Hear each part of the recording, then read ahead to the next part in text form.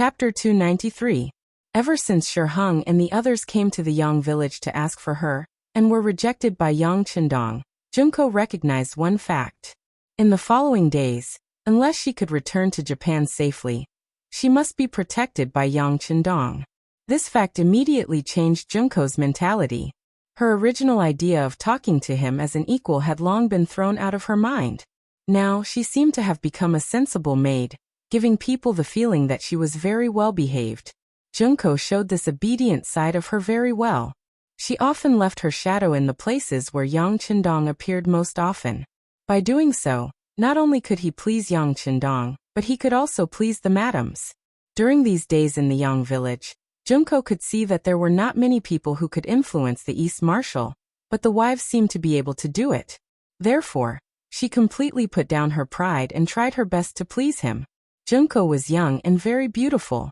Yang Chendong seemed to take good care of her in the past. On this point, the first wife, Hu Yan, and the second wife, Xiao Yin, had already communicated with each other. Marrying Yang Chendong was tantamount to falling into a nest of happiness. This was not only reflected in the aspects of food and clothing, but also in the way of thinking. For example, after marrying Yang Chendong, she didn't have to be like other women who didn't go out of the house when they had nothing to do. Usually, she would just stay in her small courtyard and wait to take care of her husband and teach her children. This way of doing things, who knew how many talented women's aspirations had been destroyed because of it, eventually making them mediocre and ordinary. This might also be a kind of sorrow for women in a male-dominated society. They were destined to be men's accessories and dependents. Most of them looked like they didn't know how to live without their husbands. All of this, in Yang Chendong's eyes, was completely different. Even if you become Madame Yang, it won't stop you from doing other things. On the contrary, as long as one was willing, one could get 100% support in whatever one did. Even if one wanted to go out to play or spend money, no one would stop them, and no one would say anything. There was also no supervision and questioning from the in-laws. In modern terms, this was the absolute liberal party. No one would say what one should or should not do after marriage. No one would interfere with one's freedom. No one would even ask when one wanted to have a child. Even now, this was what many women hoped for in their hearts. After all, people liked freedom. Wouldn't it be better to play and see more while one was still young? Speaking of children, none of the four wives had gotten pregnant so far. This was also deliberately done by Yang Chendong. Including Hu Yan. She was now less than 20 years old. She was definitely a young girl in today's society. Yang Chendong admitted that it was too early to have a child at such a young age. He remembered that he once accidentally read a book that said that the best age for women to give birth was 22 to 27 years old. Even if it was for the health of his wives, he decided to wait. Yang Chendong gave his wives enough freedom and care. In return, they would naturally think of their husbands. Take Junko's matter for example. After Hu Yan and Xiaoyin discussed it, they decided to help the two of them. They could see that there were feelings between the two of them. Of course, no woman was willing to share the man she liked with others. It was just that in the society at that time, it was normal for a man to have 3 wives and 4 concubines. Some even had many mistresses outside. Because of this, families were not harmonious. There were even many people who caused trouble for Xiaochang. However, these did not seem to be a problem in Yang Chendong's eyes, because he had enough ability to care for each of his wives. This ability did not only refer to financial resources and power, but also to his body. At night he was full of energy. Sometimes, Hu Yan and the other 3 women could not handle him. This might have something to do with his modern brain and ancient body. In this regard, sometimes Yang Chendong wondered if he had gone through something unknown that caused his body to mutate. Was that why he was so strong? Naturally, there was no man who did not want to be strong in this aspect. All in all, the result was good. Since Yang Chendong couldn't find the reason, he didn't probe any further. It was precisely because Yang Chendong was too perfect in all aspects that Hu Yan and Xiaoyin decided to pull Junko in as a sister after discussing it. It was just that there were some things that could not be said directly. Otherwise, it would be easy to overreach. This was why they took things slowly. First, they allowed Junko to enter the main hall and watch them play mahjong. It was an opportunity to slowly integrate into the group. Junko was given this opportunity, so naturally, she would cherish it. It was also after entering this place that she saw more deeply that Yang Qindong was different. His care for his wives and his seventh sister made him more tender in Junko's heart. Junko even had thoughts that being able to marry Yang Qindong was not a bad thing. It seemed that he was very good to his wives and did not have any intention of treating them differently. Several times she saw the second wife, Xiao Yin, and the first wife, Hu Yan, playing with each other. Just this scene alone was something that would never happen in the other great clans. It was because she slowly integrated that her impression of Yang Qindong became better and better. Junko believed that men should be like this. They should have an iron-blooded side, but they should also have a tender side. They should be decisive in doing things, but also have enough patience to get along with their loved ones. In these aspects, it seemed that Yang Qindong did very well and was impeccable. The mahjong game was still going on, but a few people were still thinking about it. At this moment, Tiger's mane quietly came in and cast a look at Yang Qindong, indicating that there was news. Let's talk here, there are no outsiders.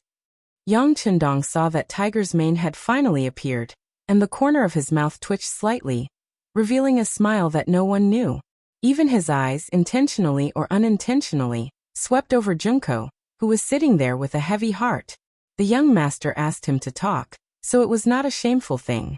After a little hesitation, Tiger's mane bowed his head and respectfully said, "Young master, there is a battle report from the front. Commander Shi Hung led the army to defeat the Japanese army and has driven them back to the sea." Pa!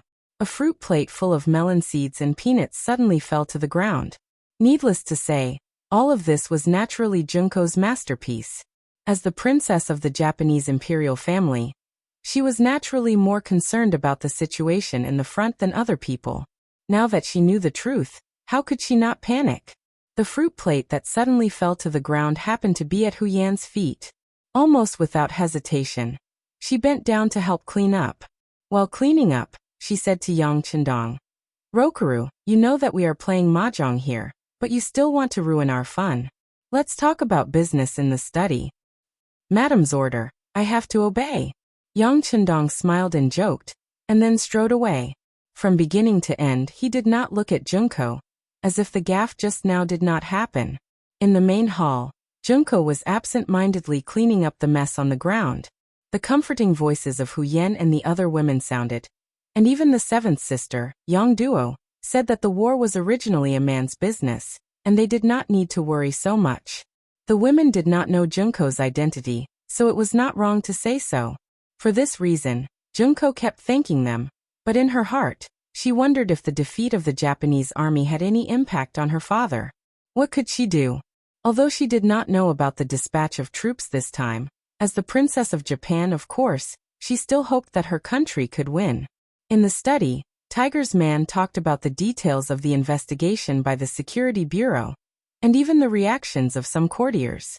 For example, the deputy censor of the censorate, Dong Chunhua, even let people set off firecrackers at home, and the commander of the Genie Guard, Lu Gui, called a large group of subordinates to book a restaurant to celebrate. Don't worry about that. Some people always like to be sad after joy. For these things, Yang Qindong casually waved and put it aside. Then, after a few breaths, he said, "In this way, arrange for Yang Bao to immediately print the news and spread the news of Shi Heng's victory, so that the people in the place where Yang Bao is present will know about it." Yang Bao? Spread the news?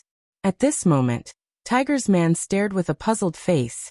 He really couldn't figure out why the young master wanted to cheer for Shi Heng. Hee, if you want a person to fall hard enough, then you have to raise him high enough, right? Yang Qindong's voice sounded like he was explaining, but it also sounded like he was giving advice. "Oh, raise him to death. I understand, young master." Tiger's man was suddenly enlightened.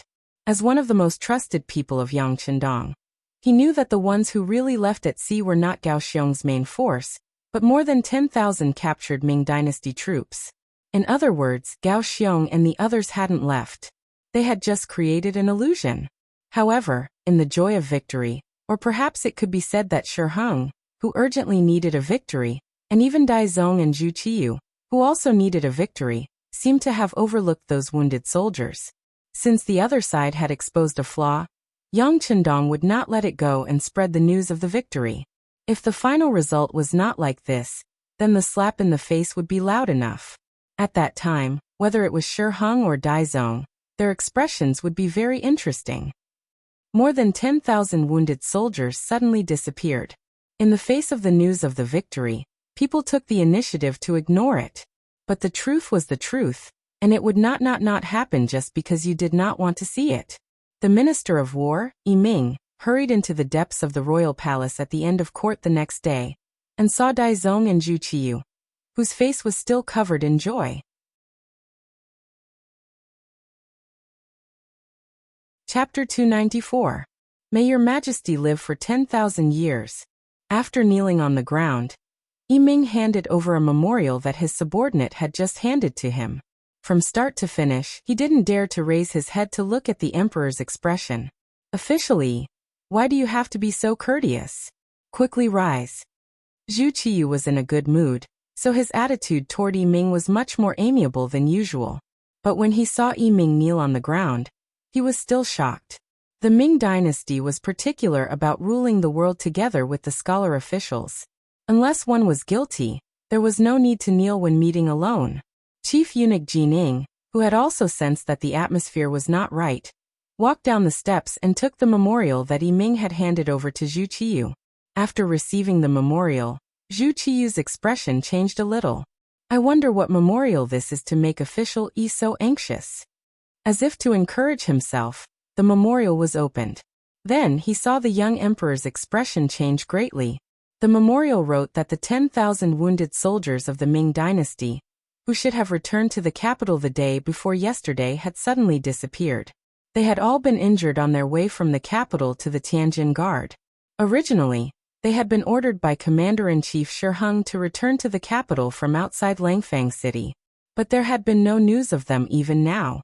In order to confirm this news, the Ministry of War had already sent out 5 groups of scouts on fast horses to search, but there was still no news. They wrote a memorial and sent it to Yi Ming. After Yi Ming received this conclusion, he didn't dare to be negligent. He hurriedly entered the palace to see the emperor. At this time his head was very low. He knew very well what this meant, how terrible the situation was, and how serious his dereliction of duty was. How could he dare to raise his head to look into Zhu Qiyu's eyes? Clap! The memorial flew down from the throne room and hit Yi Ming's head. Then Zhu Qiyu's roar rang out. What the hell is going on here? 10,000 wounded soldiers, even 10,000 pigs can't have no news, right? Give us an explanation. Zhu Qiyu's temper had always been good, and he rarely lost his composure in front of his subjects. But now he had no choice but to get angry. If the memorial was true, then not only had the Japanese army not disappeared, it was even approaching the capital. In other words, a second battle to defend the capital was about to begin. Her head was extremely low as she cursed Shi Hung from head to toe in her heart. If it wasn't for this person's desire for grandiose achievements, the Ministry of War wouldn't have been so careless. Now nearly 10,000 wounded soldiers had disappeared into thin air, and the blame had fallen entirely on the Ministry of War, and on his head. Listening to the emperor's questions, Yi Ming wanted to raise his head several times to say something, but in the end he didn't open his mouth. There was no way for him to explain such a thing. If he tried to explain himself, it would only make the emperor even angrier. Search. Send everyone out. You must find these wounded soldiers. In addition, inform the military office of the 5 cities to increase the defense of the capital's gates to prevent any accidents. Zhu Qiyu closed his eyes as he spoke. He had a bad feeling. The so-called victory of Shi Hung might not be so real, and he might have been fooled. As if he had been pardoned, Yi Ming repeatedly agreed and then crawled out of the hall. After he left the palace, the entire scout camp of the Ministry of War became busy. All the scouts who were still at home, and those who could still move, were sent out without exception. Not only the Ministry of War, but Yi Ming also ordered Jining to ask the embroidered uniform guards and the Eastern faction guards to go out and search. These people were the best at finding clues from the smallest of clues. Immediately, the Ministry of War, the Eastern Faction Guards, and the embroidered uniform guards all began to work. With the cooperation of the three parties, they soon made a new discovery in the afternoon. In a low-lying area beside the official road from the capital to Langfang, hundreds of burned corpses of Ming soldiers were found. After confirming that they were Shi Heng's subordinates, they had escorted more than 300 Japanese prisoners of war back to the capital to be presented. Unexpectedly, a portion of them had died here. Needless to say, this was done by Yang Chendong's men. His goal this time was not only to create a tense atmosphere before the war, but also to stabilize his position and influence. At the same time, he wanted to use this opportunity to provoke a war between the Great Ming and Japan. Given the Great Ming's usual behavior and the influence of their belief in Confucianism, it was more difficult than ascending to the heavens to get them to take the initiative to go to war. Yang Chendong's ambition was to let all the Han people in the world stand at the peak of the world, to let all the Han people in the world receive the greatest respect and dignity. Naturally, Japan, which was very close to him, had long been included in his plans. However, he did not know how long it would take for the cold front to take shape and have enough people and a huge fighting force. Yang Chendong, who always had the mindset of seizing every minute, thought of this method. First, he would test the Japanese and see how strong they were. At the same time, he would weaken their strength and lay a solid foundation for his future conquest. In order to achieve this goal, a group of the 300 Japanese merchants and people in the Great Ming had to be released, and let them return to Japan to spread the news. Naturally, these people would not be allowed to return to the Great Ming capital as prisoners of war. This was the reason for the Battle of Robbery. Originally, he wanted to win this battle without bloodshed. At most, he would let some of the Ming soldiers suffer some light injuries and temporarily lose the ability to fight. But to his surprise, the Ming soldiers in charge of escorting the prisoners were Shi Heng's personal guards. They had actually dared to resist with all their might. Left with no other choice, Gao Xiong decided to kill them and deal with these stubborn soldiers. In the face of modern firearms, these so-called elites and personal guards were no different from paper. After cleaning up the battlefield, Gao Xiong stuffed a bow and arrow into the bullet holes in his body. Still unwilling to give up, he lit a fire to destroy the corpses. After that, Gao Xiong ordered his men to send the Japanese people to the sea. He also told them that it was the mercenaries who helped them this time. Gao Xiong would not let go of this opportunity to express his goodwill. This way, it would be much easier for him to accept Japanese warships in the future. Once this scene was discovered, the news quickly spread back to the capital. At this moment, because of Yang Bao, the ordinary people in the capital also knew that Commander-in-Chief Shi Heng had won a great victory. They were all excitedly discussing it, and their faces were filled with joy. Suddenly, the 12 gates of the capital were closed in advance, and it was announced that Japanese spies had entered the capital and needed to be rounded up. But there was no large-scale roundup. Instead, many Great Ming soldiers appeared below the city walls, and the soldiers of the 5 cities' warden's office could be seen everywhere on the streets of the capital. The atmosphere in the capital suddenly became tense. This was all because of Zhu Qiyu's imperial decree. After learning that the Japanese prisoners of war had really been taken away, Zhu Qiyu, who had been worried ever since he became emperor, ordered the defense of the capital to be tightened. At the same time, he ordered horses to leave the city and inform Shi Heng that once the situation in the Tianjin garrison was stabilized, he should return to the capital to take charge of the situation. Shi Heng was the commander-in-chief of the army and was in charge of military affairs. He could be considered a veteran of the battlefield. Without him, Zhu Qiyu truly could not rest easy. The horses galloped through the night and arrived at the Tianjin garrison early the next morning. At this time, Shi Heng's army was preparing breakfast, and it was not yet time to open fire. The commander-in-chief saw the messenger sent by the Bureau of Military Personnel. What? There are still remnants of the Japanese army? They might endanger the safety of the capital? Shi Heng had just put on a jacket and entered the main hall when he heard this shocking news. Yes, venerable commander-in-chief. This is His Majesty's decree. The messenger nodded and took out an imperial decree from his bosom, and respectfully presented it to Shi Heng. This was not an imperial decree, but it was a letter written by Zhu Qiyu himself.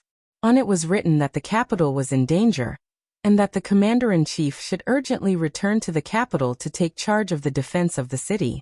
The urgency in the tone and sincerity in the words had already molded Shi Heng into a pillar of the country. As Shi Heng read this secret letter from one of the emperor's trusted aides, his heart trembled with excitement. This was the emperor's trust and reliance. He had made a few mistakes, but the emperor had not blamed him, and had even spoken with such sincerity. How could he not do his utmost? Since this was the case, there was nothing more to say. He naturally had to return to the capital. As for the defense of the Tianjin garrison, let alone the fact that it seemed stable, even if it was still unstable, he couldn't care less.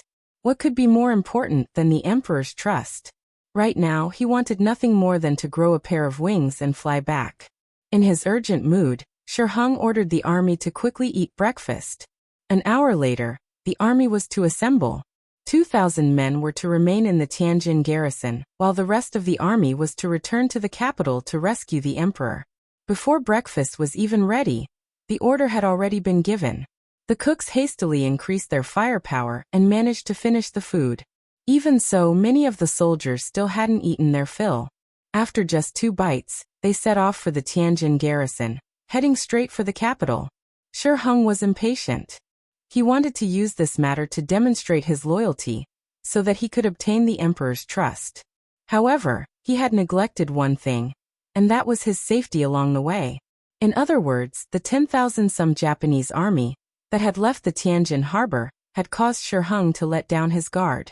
He believed that even if there were any remaining enemies, there wouldn't be too many. As a result, he had only been concerned with the speed of the army and had neglected the proper formation and defense.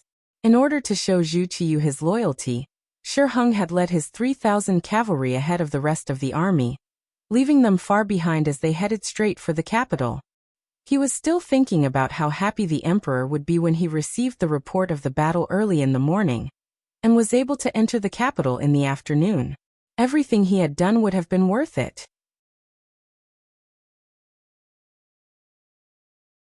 Chapter 295.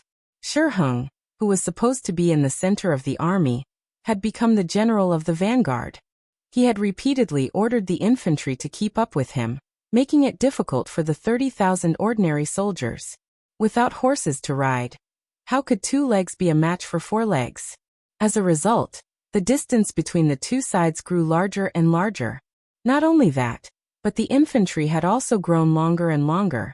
Some soldiers had almost reached the corridor while others had just walked out of the Tianjin Guard.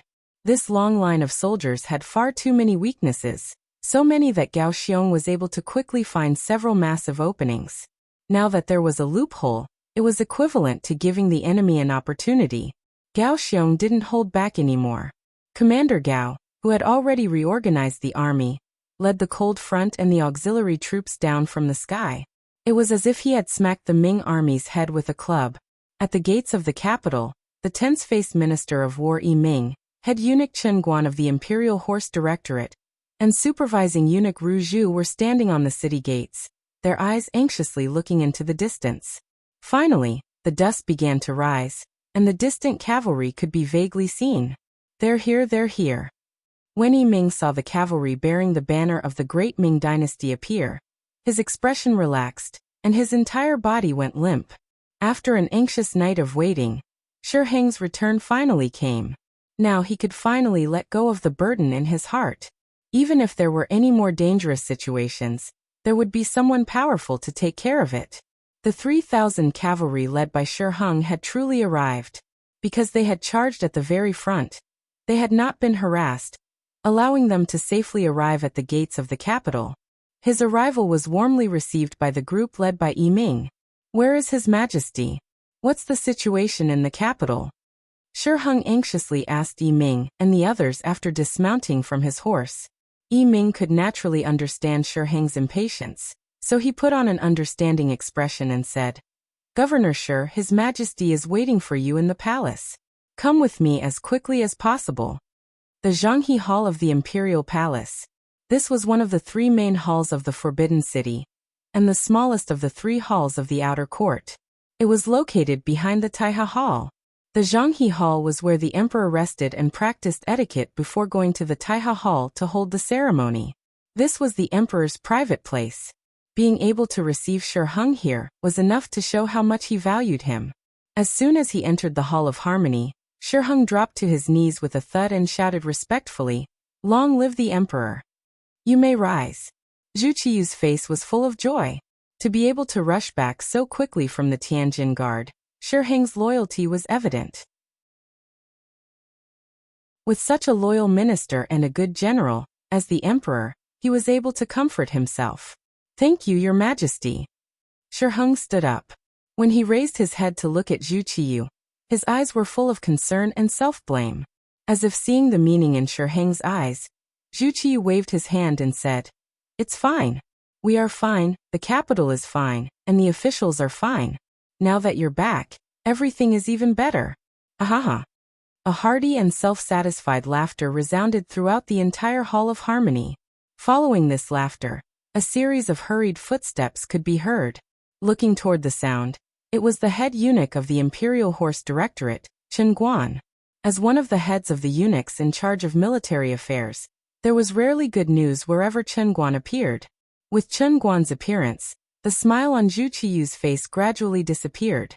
The bad feeling in his heart grew stronger. "Your Majesty, there's an urgent report from the front line." Yang Village. In the study of the inner village, Tiger's Mane delivered a report he had just received to Yang Qindong. After opening it, Dong Shuai's laughter rang out. "Not bad, not bad. In this battle, Gao Xiong captured more than 15,000 Ming soldiers. In total, this Shi Heng has already given us half of the captives. He really is the commander-in-chief of transportation." Tiger's Mane didn't understand what a commander-in-chief of transportation was, but he was clear on one thing. That was, the front line had won another battle. Immediately he said happily, "That's right. This time, we've captured so many young soldiers. I'm sure the Cold Front's team will be expanded." Expansion is good, but we must pay attention to the quality of the soldiers.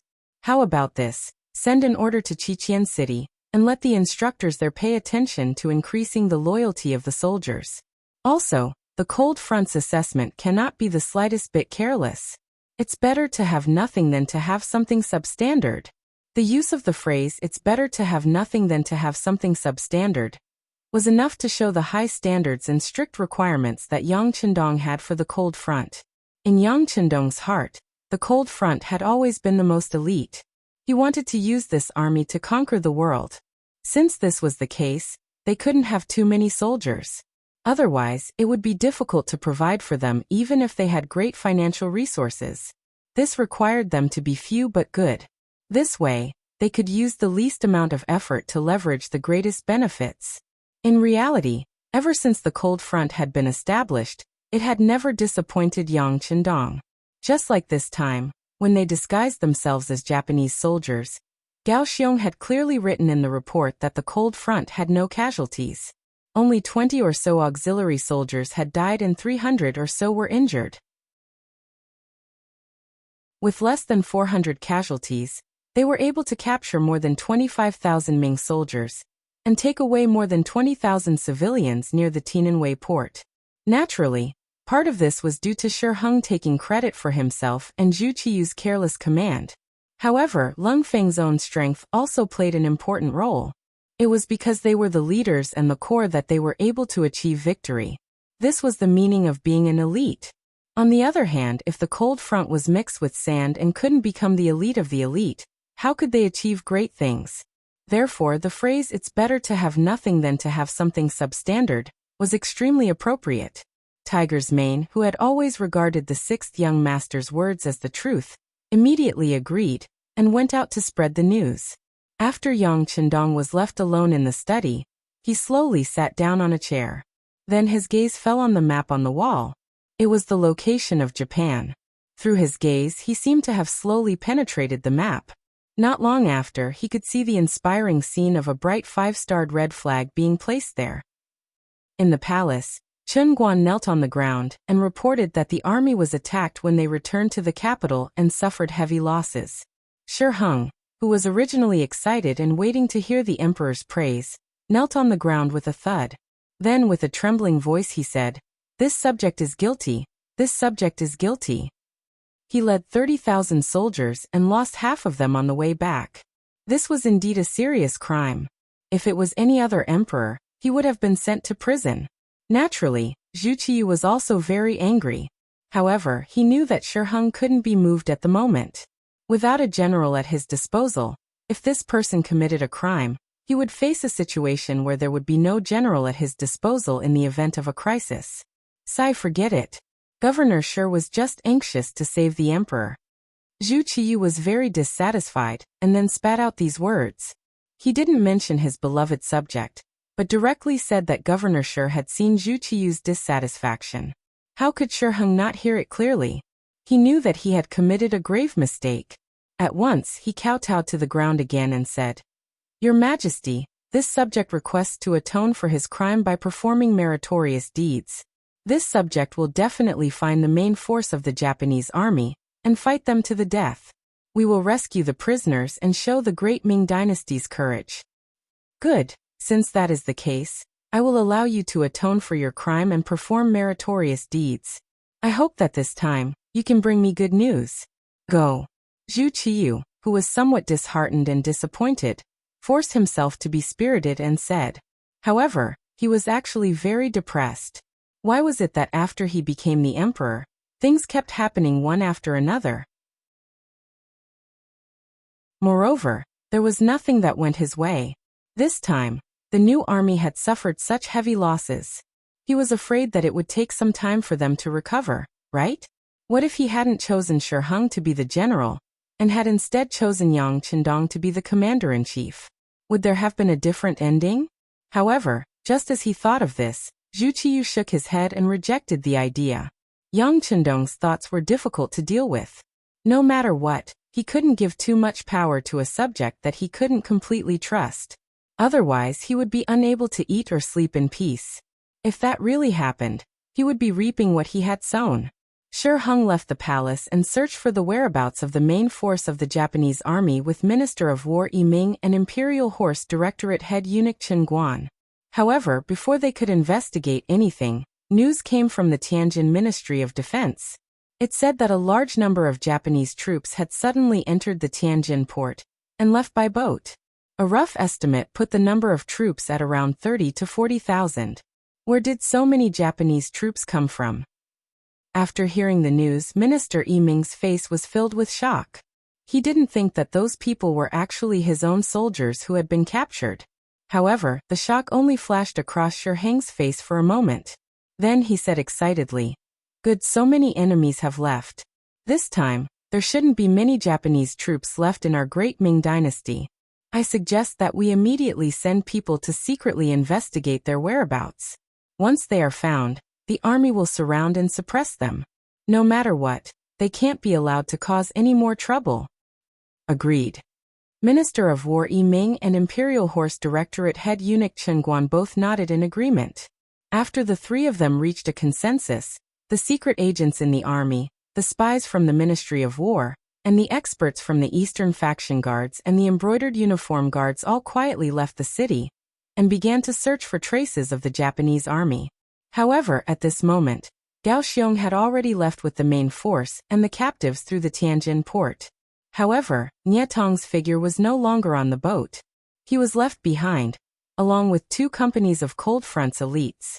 They were following the 6th young master's orders and continuing to stir up trouble in the Great Ming dynasty. In short, they couldn't let Shi Heng and the others rest, and they definitely couldn't give them enough time or opportunity to train a new army. Moreover, as long as there was an external threat, no one would pay attention to them. If there was a critical moment, Nie Tong could still lead the 200 Cold Front elites into the capital to ensure the safety of the 6th young master.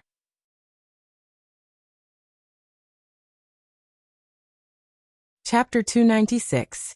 It was precisely because Nie Tong had left the Cold Front with only 200 elites in the area between Tientsin and the capital that they were so capable and vigilant that it was very difficult for anyone to discover their whereabouts. Even if a few lucky spies ran into them, they would be immediately detained, and would have no chance to send out any information.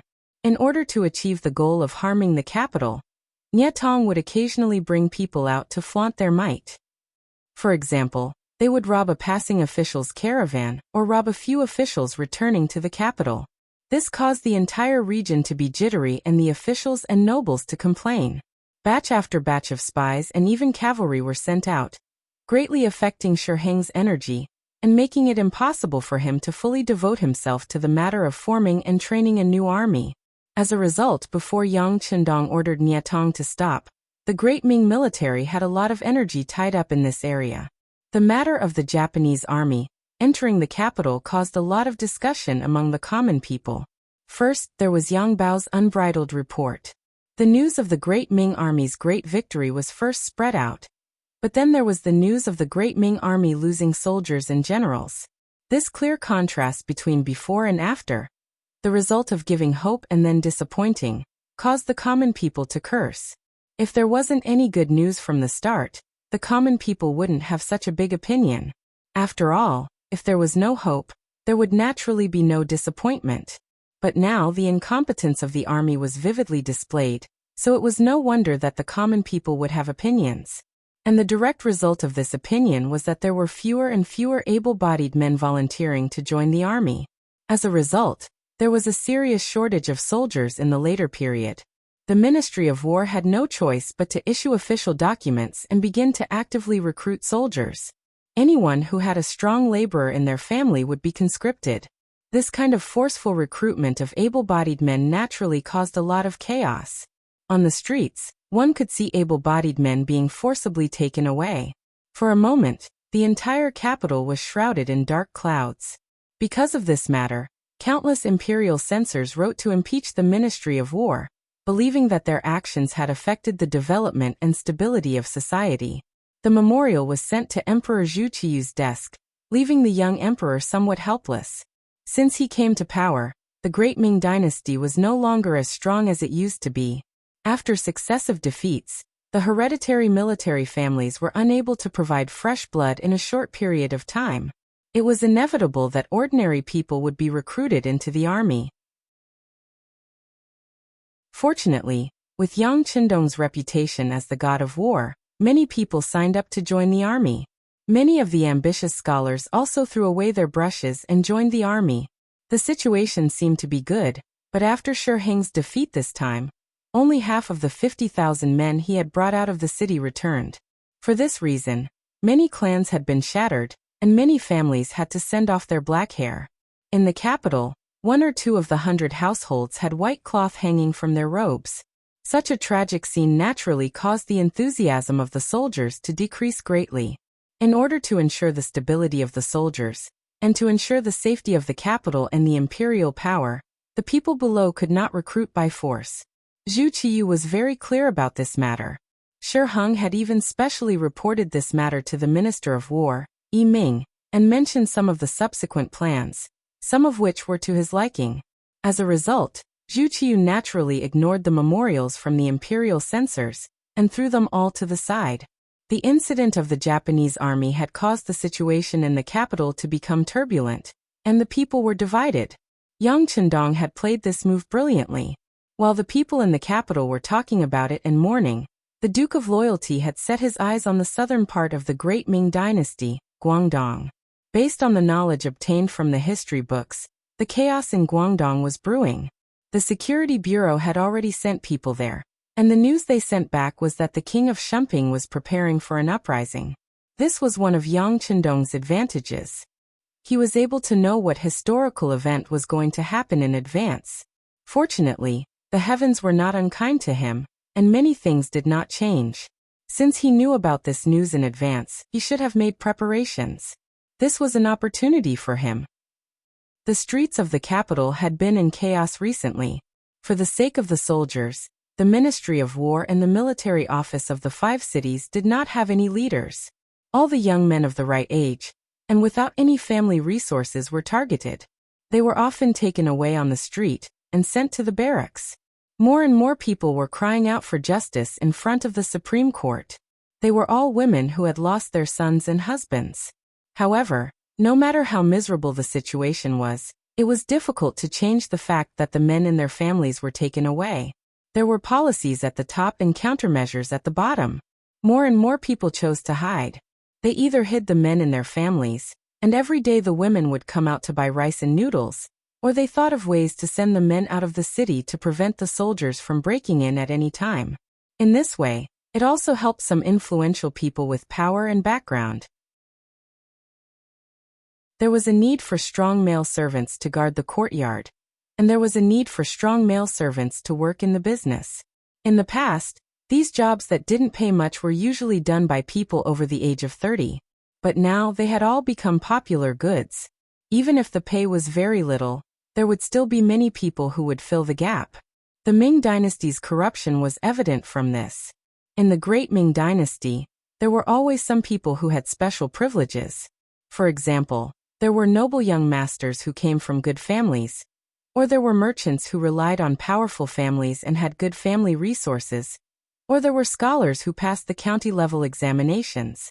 Often, these people were either rich or famous, and the soldiers were not willing to offend them.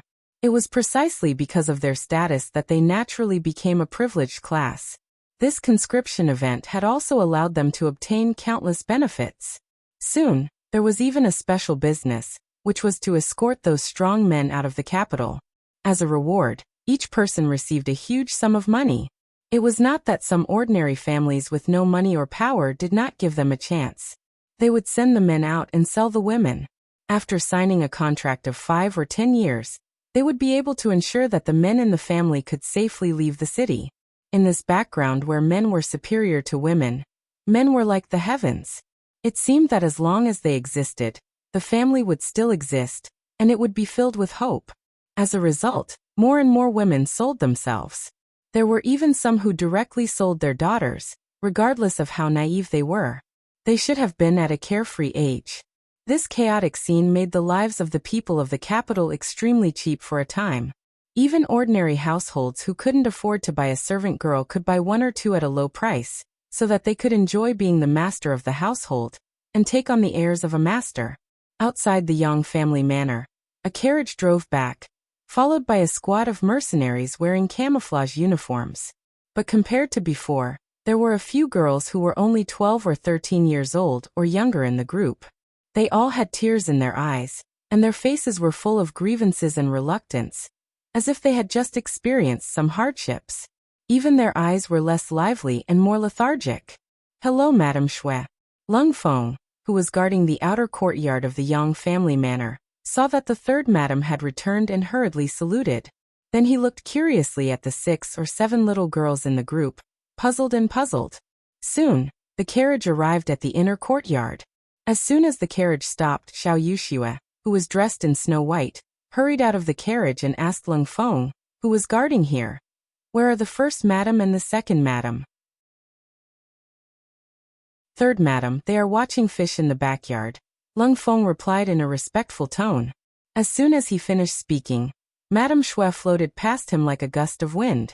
It seemed that she knew some kind of lightness skill that allowed her to fly on water.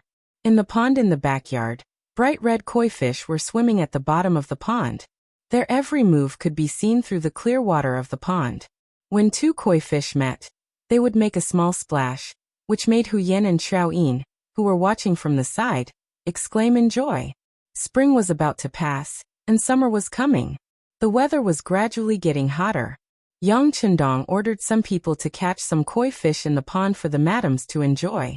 Unlike Madame Shui and Madame Xiang, Hu Yan and Xiao Yin had not found what they wanted to do until now. Usually they took turns to take care of the household. Occasionally, Hu Yan would give lessons to the servants in the manor, teaching them how to read and write. After all, she was Hu Zhao's granddaughter, so she was quite knowledgeable. However, the manor was not very big, and there were not many people. Even if she taught them something, it would not take too long. As for taking care of people, there were rules, and everyone was very self-disciplined, so there was really nothing to teach them. As for career, it was not as if the 2 women had not discussed this issue. Second Madame Qiaoyin had also thought about it. Since childhood, she was used to following the 6th young master. As long as she could stay by his side, she did not have any other skills. Taking care of the young master's basic necessities of life was enough. Originally, Huyen also wanted to talk about the matter of taking care of the household. However, after a long time of contact, her relationship with Xiao Yin was very good. In addition, this woman never fought for anything, so as the first madam, she naturally could not talk about the matter of taking care of the household. Later, she thought about how she had read some sages' books, so she thought that if possible, she could go to the academy to help. It could be seen that although the Yang family's academy was not large, sixth young master was still very attentive. He even took the initiative to take on the responsibility of being the head of the mountain. Logically speaking, with Yang Chendong's current status, he could have invited a great scholar to take on this position, and it would have been better for the outside world. However, he did not do that, but took on the heavy responsibility, which showed how much importance he attached to it. For this matter, Huyen had also mentioned it to Yang Chendong. In this regard, the sixth young master naturally did not care about it. With his wealth, it was naturally not a problem to support the madams, but if they wanted to do something, he would certainly support them. People always had to have something to do. This was not to make a living, but to pass the time.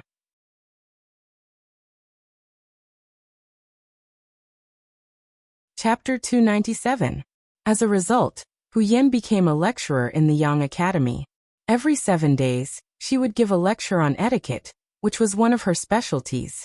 As the granddaughter of the current Minister of Rights, she had learned a thing or two about etiquette from a young age. Today there was no class, so the two girls invited each other to the garden to look at the fish. While they were enjoying the view, a white figure dashed into the courtyard. Who else could it be but Madame Shui? Slow down. How can you run so fast like the third madam? Huyen chuckled at the sight of Madame Shui rushing over like the wind. Sisters, you're so infuriating. Madame Shui knew that Huyen was joking, so she did not take it to heart.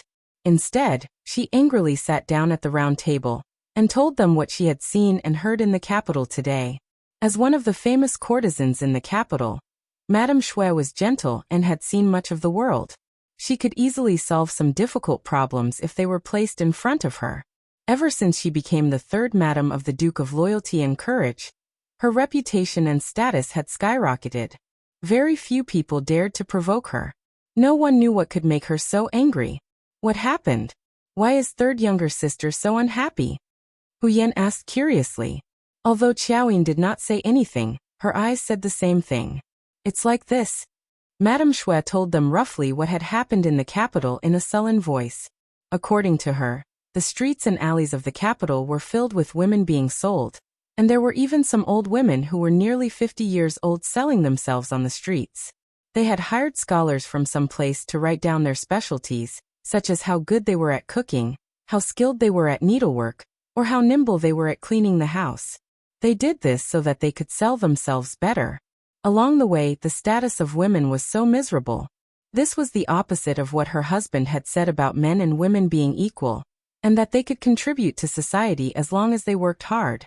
As a woman, Madame Shui, who now had a high social status, could not bear to see such a thing happen in front of her. Is that so? Is it caused by the imperial court's conscription? Huyen was indeed smart.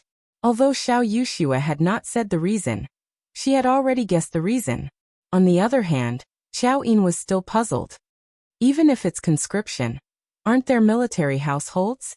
They could have gathered people from around the capital, so why did they have to capture people from the capital? This was the capital of the great Ming dynasty, under the feet of the Son of Heaven. With such a mess, aren't you afraid that the imperial censors will impeach you? Aren't you afraid that the people will be upset? Scared? Of course I'm scared. Huyen's eyes seemed to spew flames of fury as she said, It's precisely because we're afraid that we're capturing people from the capital. This is because the soldiers' families are essentially in the capital, which means that the imperial court has something on them. In the future, no one will dare to refuse to do anything they're ordered to do. I see. Understanding the reason, Xiao Yin nodded lightly. But soon after, she said somewhat indignantly, But threatening someone like this is the conduct of a gentleman. Aren't you afraid that the greater the pressure, the greater the backlash? My husband often says that the one who wins the hearts of the people will win the world. If we continue to do so, we will eventually lose the hearts of the people. Gentlemen? How could there be a gentleman in the court? Otherwise, why wouldn't my husband be willing to go to court and coexist with those officials? Some people always talk about righteousness, benevolence, righteousness, and morality, but they always do things that are beneficial to themselves first. Madame Snow also interjected angrily. Then, she suddenly thought of something and hurriedly looked apologetically at Hu Yan. Big sister, that's not what Wuxia meant. It's fine. Hu Yan shook her head with a magnanimous smile. She knew that even her grandfather and father sometimes had to do things and say things that went against their will in the court. This was the result of the environment, and could not be changed by a single person. As if Madame Shui's criticism of those officials had implicated first Madame Hu Yan, the atmosphere in the rear garden became rather awkward. Sensing this, Qiao Yin hurriedly interjected, "That's right. Since there are so many women selling themselves, have any of them been sold?" Of course. Now that they were on the topic of business, Madame Shui regained her earlier excitement and continued. With so many people selling themselves, the price naturally became very low. Some of them were sold. But comparatively speaking, there are still many more who haven't been sold. I discussed it with fourth sister, Madame Xiang, and the immortal abode accepted 50, but it was still a drop in the bucket. On my way back to the manor, I couldn't help but accept 7 more women. I've already brought them to the manor. Please punish me for making such a decision without permission. Madame Shui sincerely expressed her apologies. This wasn't because of his status that she was afraid of. In fact, it was out of respect. You've done well. There's no need to punish you. In my opinion, the number of people recruited is still too small. It should be more. After Hu Yan heard this, she didn't have the slightest intention of blaming him. On the contrary, she spoke with a supportive attitude. That's right. Big sister and third sister are right. We should do more good deeds like this. Since we have the ability, we should save one more person. So be it. Even if the young master finds out, he won't blame us. Xiaoyi nodded in agreement. She'd been with Yang Chendong the longest, so she naturally knew what could be done more, and what couldn't be done. Just as she said this, outside the back garden, Hu Yan's personal maid, Xiaoqing, hurriedly arrived.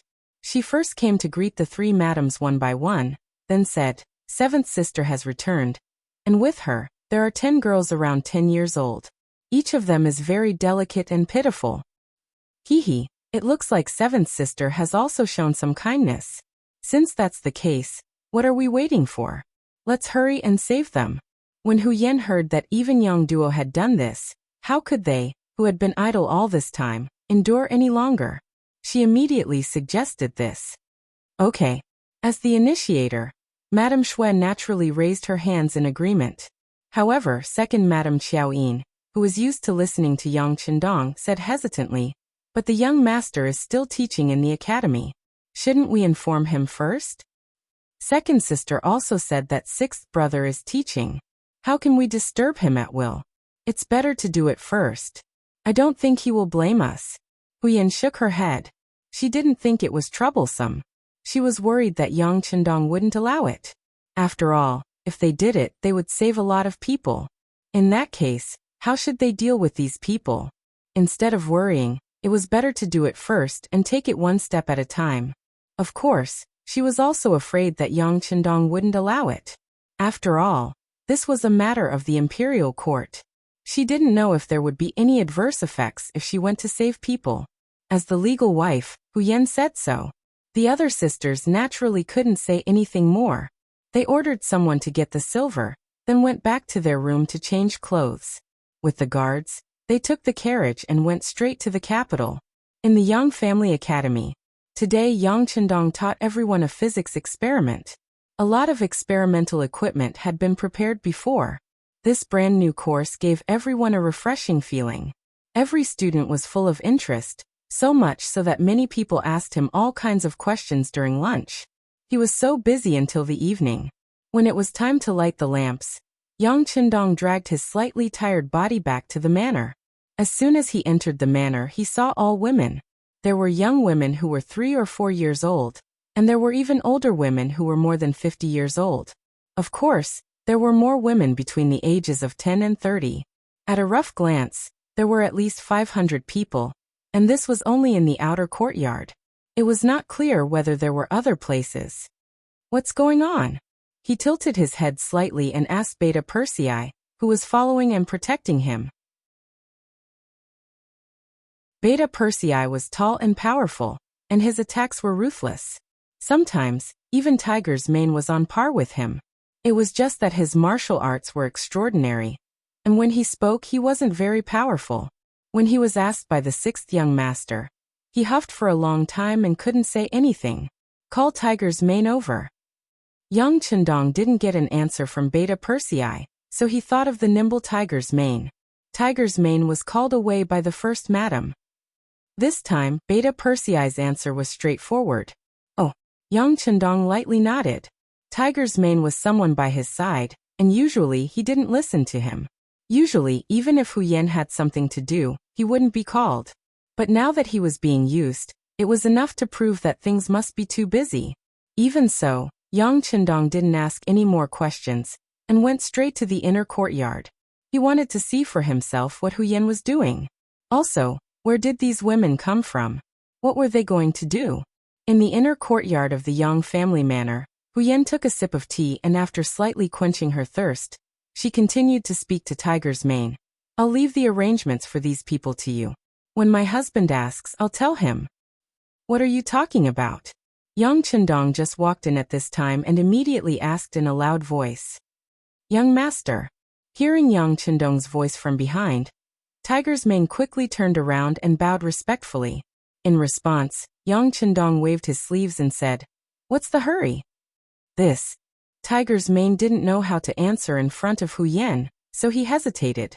However, the first Madame Hu Yan, second Madame Qiao Yin, third Madame Shui, and seventh Madame Yang Duo all stood up at the same time. Hu Yan took the lead to answer. Sixth young master, I'm instructing Tiger's mane to settle the women I bought. Women you bought? Yang Chendong repeated with some confusion. Yes, the situation is like this. In the following time, Hu Yan roughly explained the situation in the capital. In the end, she mentioned that she, several sisters, and seventh Madame Yang Duo couldn't bear it, and bought 800 women.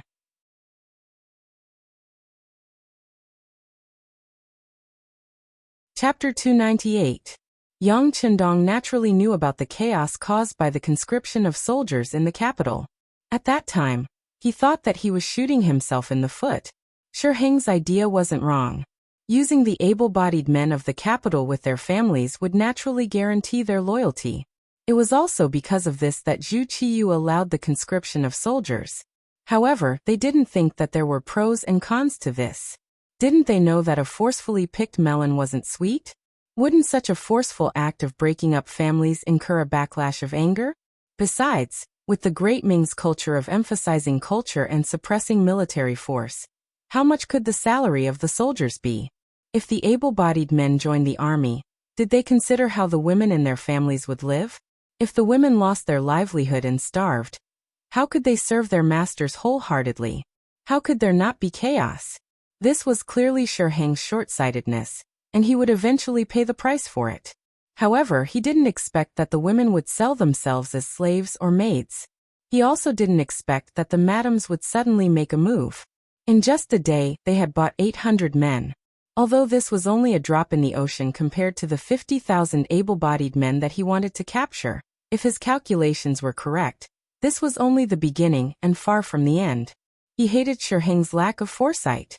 Rather than thinking about how to increase the loyalty of these soldiers, it would be better to think about how to improve the treatment of these soldiers.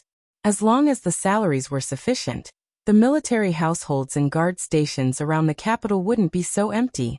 Speaking of which, this had a lot to do with Yang Chendong's actions. If he hadn't changed history and saved Zhu Qizhen on the battlefield, the Great Ming dynasty wouldn't have been divided into two. Even if those soldiers didn't want to do anything, they wouldn't know where to escape to. But now, Yingzong's substitute sect had two places to choose from, giving these military households another choice. The Security Bureau had already sent news that many of the soldiers in the north who had been recorded had gone to the south and sought refuge in Ingzong's land because of the unfair treatment. In that place, they could be re-registered and acquitted, and they would even be treated better.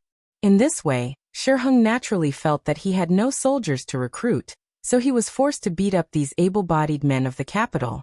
It was recorded in history that during the Ming dynasty, there were more than 1.5 million troops stationed there, and at the peak of development, there were more than 2 million. From this, it could be seen that the military system was still very complete. This also made it so that the Great Ming dynasty did not have to worry too much about military resources. But now, under the rule of one country and 2 emperors, the military could run around at any time without suffering any punishment, which led to all kinds of unexpected situations. This accident eventually implicated Yang Qindong, who had changed everything.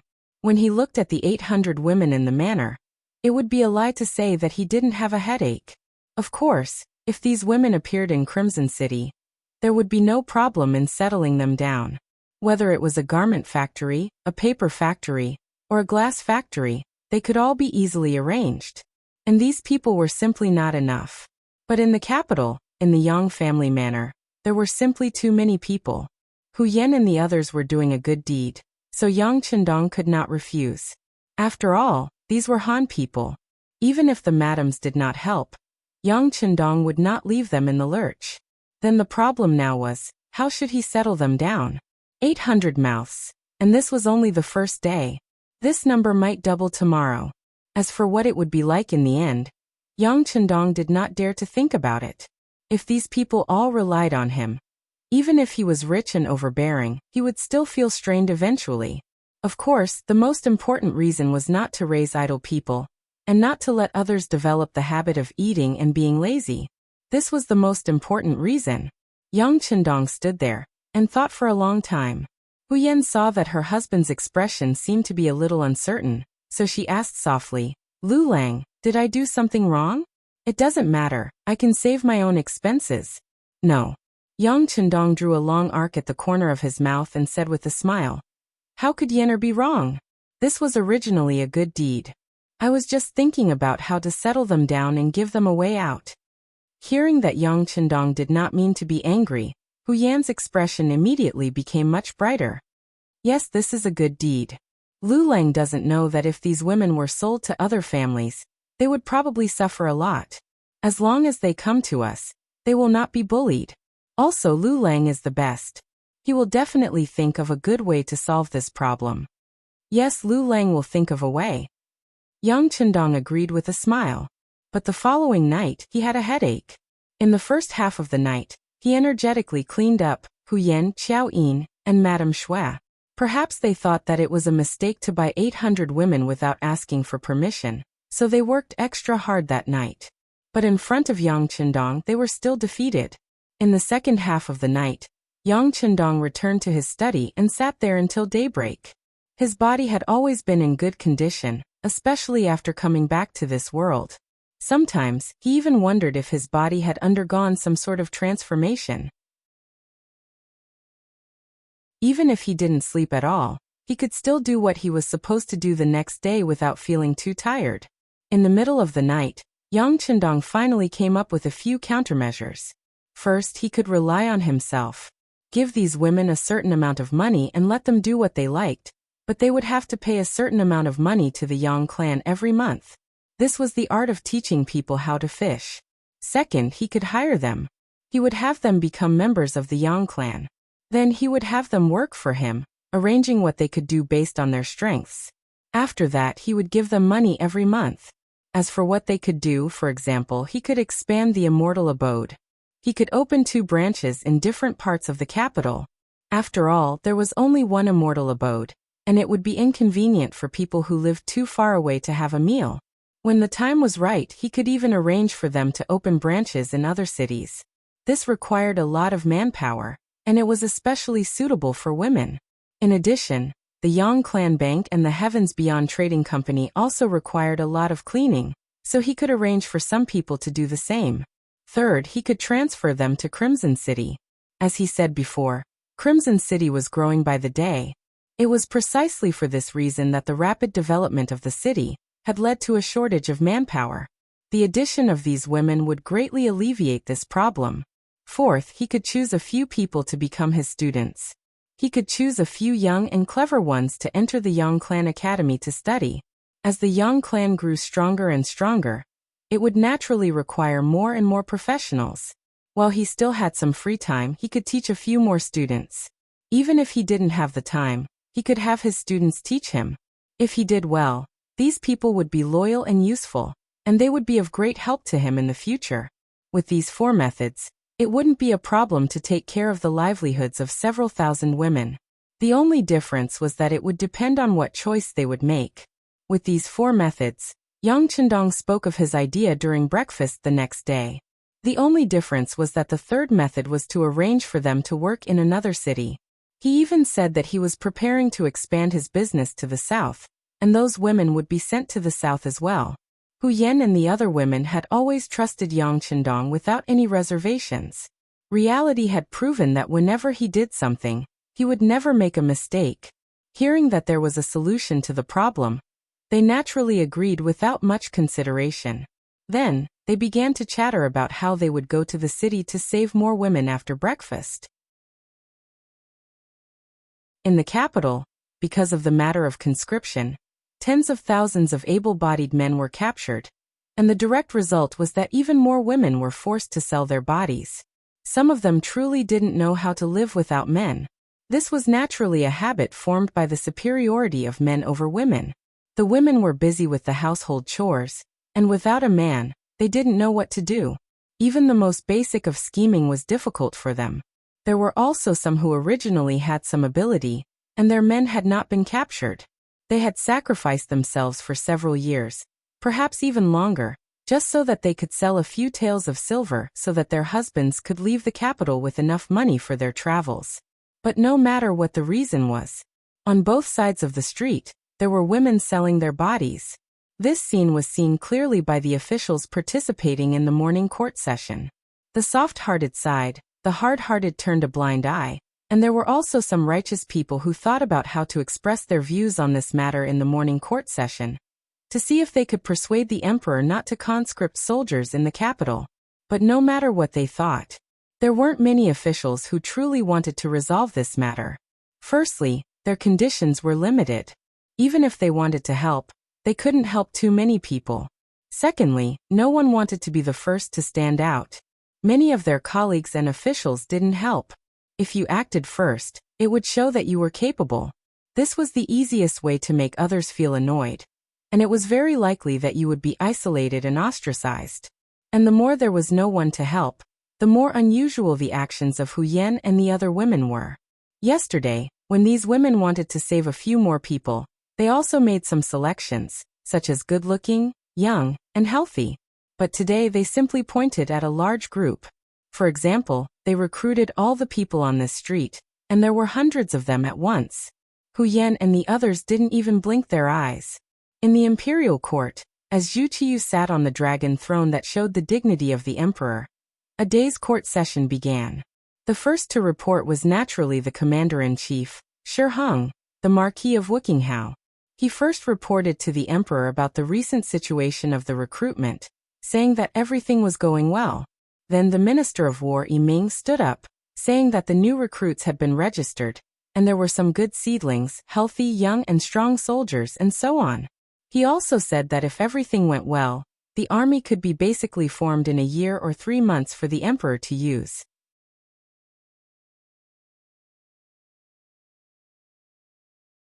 Chapter 299. Hearing this, Zhu Qiyu's face lit up with joy. Although the great Ming dynasty emphasized culture and suppressed military might had always been indispensable. In other words, with enough military power, he, the emperor, would have more confidence when he spoke. After reporting the important matters, some censors stepped forward to impeach Shi Heng. The general idea was that the conscription of soldiers in the capital had caused the people to suffer, that women who could not survive could be seen on the streets, and that it was true that families were broken and people were dead. 2 censors stepped forward one after another. Their expressions were solemn. and they even looked like they were going to reprimand Wang Chong to death. Since ancient times, it was a glorious thing for civil officials to die because of reprimands, and for military officials to die in battle, as if they could leave their names in history. The moment the censors stepped forward, Zhu Qiyu's face was filled with displeasure. He even glanced at censor of the right, Chen Yi, more than once. In response, this official in charge of the censorate lowered his head. Who didn't know that the imperial censor only had the right to hear rumors and speak? Furthermore, what he said was true and what he saw with his own eyes. How could he stop the imperial censor? The two censors were still speaking aggressively. The general idea was that if this continued, the capital would fall into chaos, and the people would be in an uproar. This would be detrimental to the country, and so on. Those who wanted to do great things did not care about trifles. Zhu Qiyu reminded himself like this. In order to have a strong and reliable army in a short period of time, what did it matter if he sacrificed a few families? Once he had enough strength, defeated his imperial brother Zhu Qizhen, and reunited the great Ming dynasty, who would care about what he had done? They would probably all sing his praises. Have you found the main force of the Japanese army stranded between the capital and the Tianjin Guard? Ignoring the two censors' advice, Zhu Qiyu changed the topic and asked about other matters. Since Zhu Qiyu had privately approved of it, the censors' words were naturally useless. Compared to the officials in the imperial court arguing and even acting, the methods of Hu Yan and the other women were much more effective. In just one morning, 1,200 women of different ages were sent to the Yang village, which was 15 li south of the city. News of this matter spread through the capital like a gust of wind, to every corner of the capital. For a moment, there were all kinds of comments. However, it was clear that there were more praises. Many people said that the Duke of Loyalty and Courage was the reincarnation of Buddha, who had come to deliver all living beings from torment. There were also some people who said that Hu Yan and the other girls were the reincarnations of living bodhisattvas, who had come to save people from calamity. Commoners were like that. Whoever treated them well, they would praise that person. They would not mix in more benefits and motives. Thus, in a short period of time, the virtuous name of the Duke of Loyalty and Courage in the East once more spread throughout the capital. The commoners were happy. They even hoped that there would be more good people like this. But for some people, they wouldn't think that way. Black Wall Street. It was a street that looked a little dirty and chaotic. In reality, this place was exactly the same as what he had seen. Not only was the exterior extremely dirty and messy, the interior was even more horribly chaotic. This street near the western gate of the outer city was the darkest and most violent place in the capital. At least 60% of the city's hooligans and Jianghu people lived here. Everywhere, there was white and there was black. As for the existence of the so-called evil forces, it was not uncommon to see them in the past dynasties, and they could not be stopped despite repeated prohibitions. It seemed that in history, except for the great people who had cracked down on prostitution, gambling, and drugs at the beginning of the country, these dark things existed everywhere. Black Wall Street was a place where all these dark sides were gathered together. Jianghu people were everywhere here. Many criminals wanted by the government were also hiding here. Most of them had several murder cases on their backs. It was precisely because there were so many of them that the scene of people dying on the street would often play out if there was a disagreement. Not far from Black Wall Street was the Baiyun Temple. A little further south was the Guangning Gate. The interconnected traffic made the environment even more complicated. It was precisely because of this that the officers and soldiers had tried to clean up the place several times, but they were not able to completely clean it up.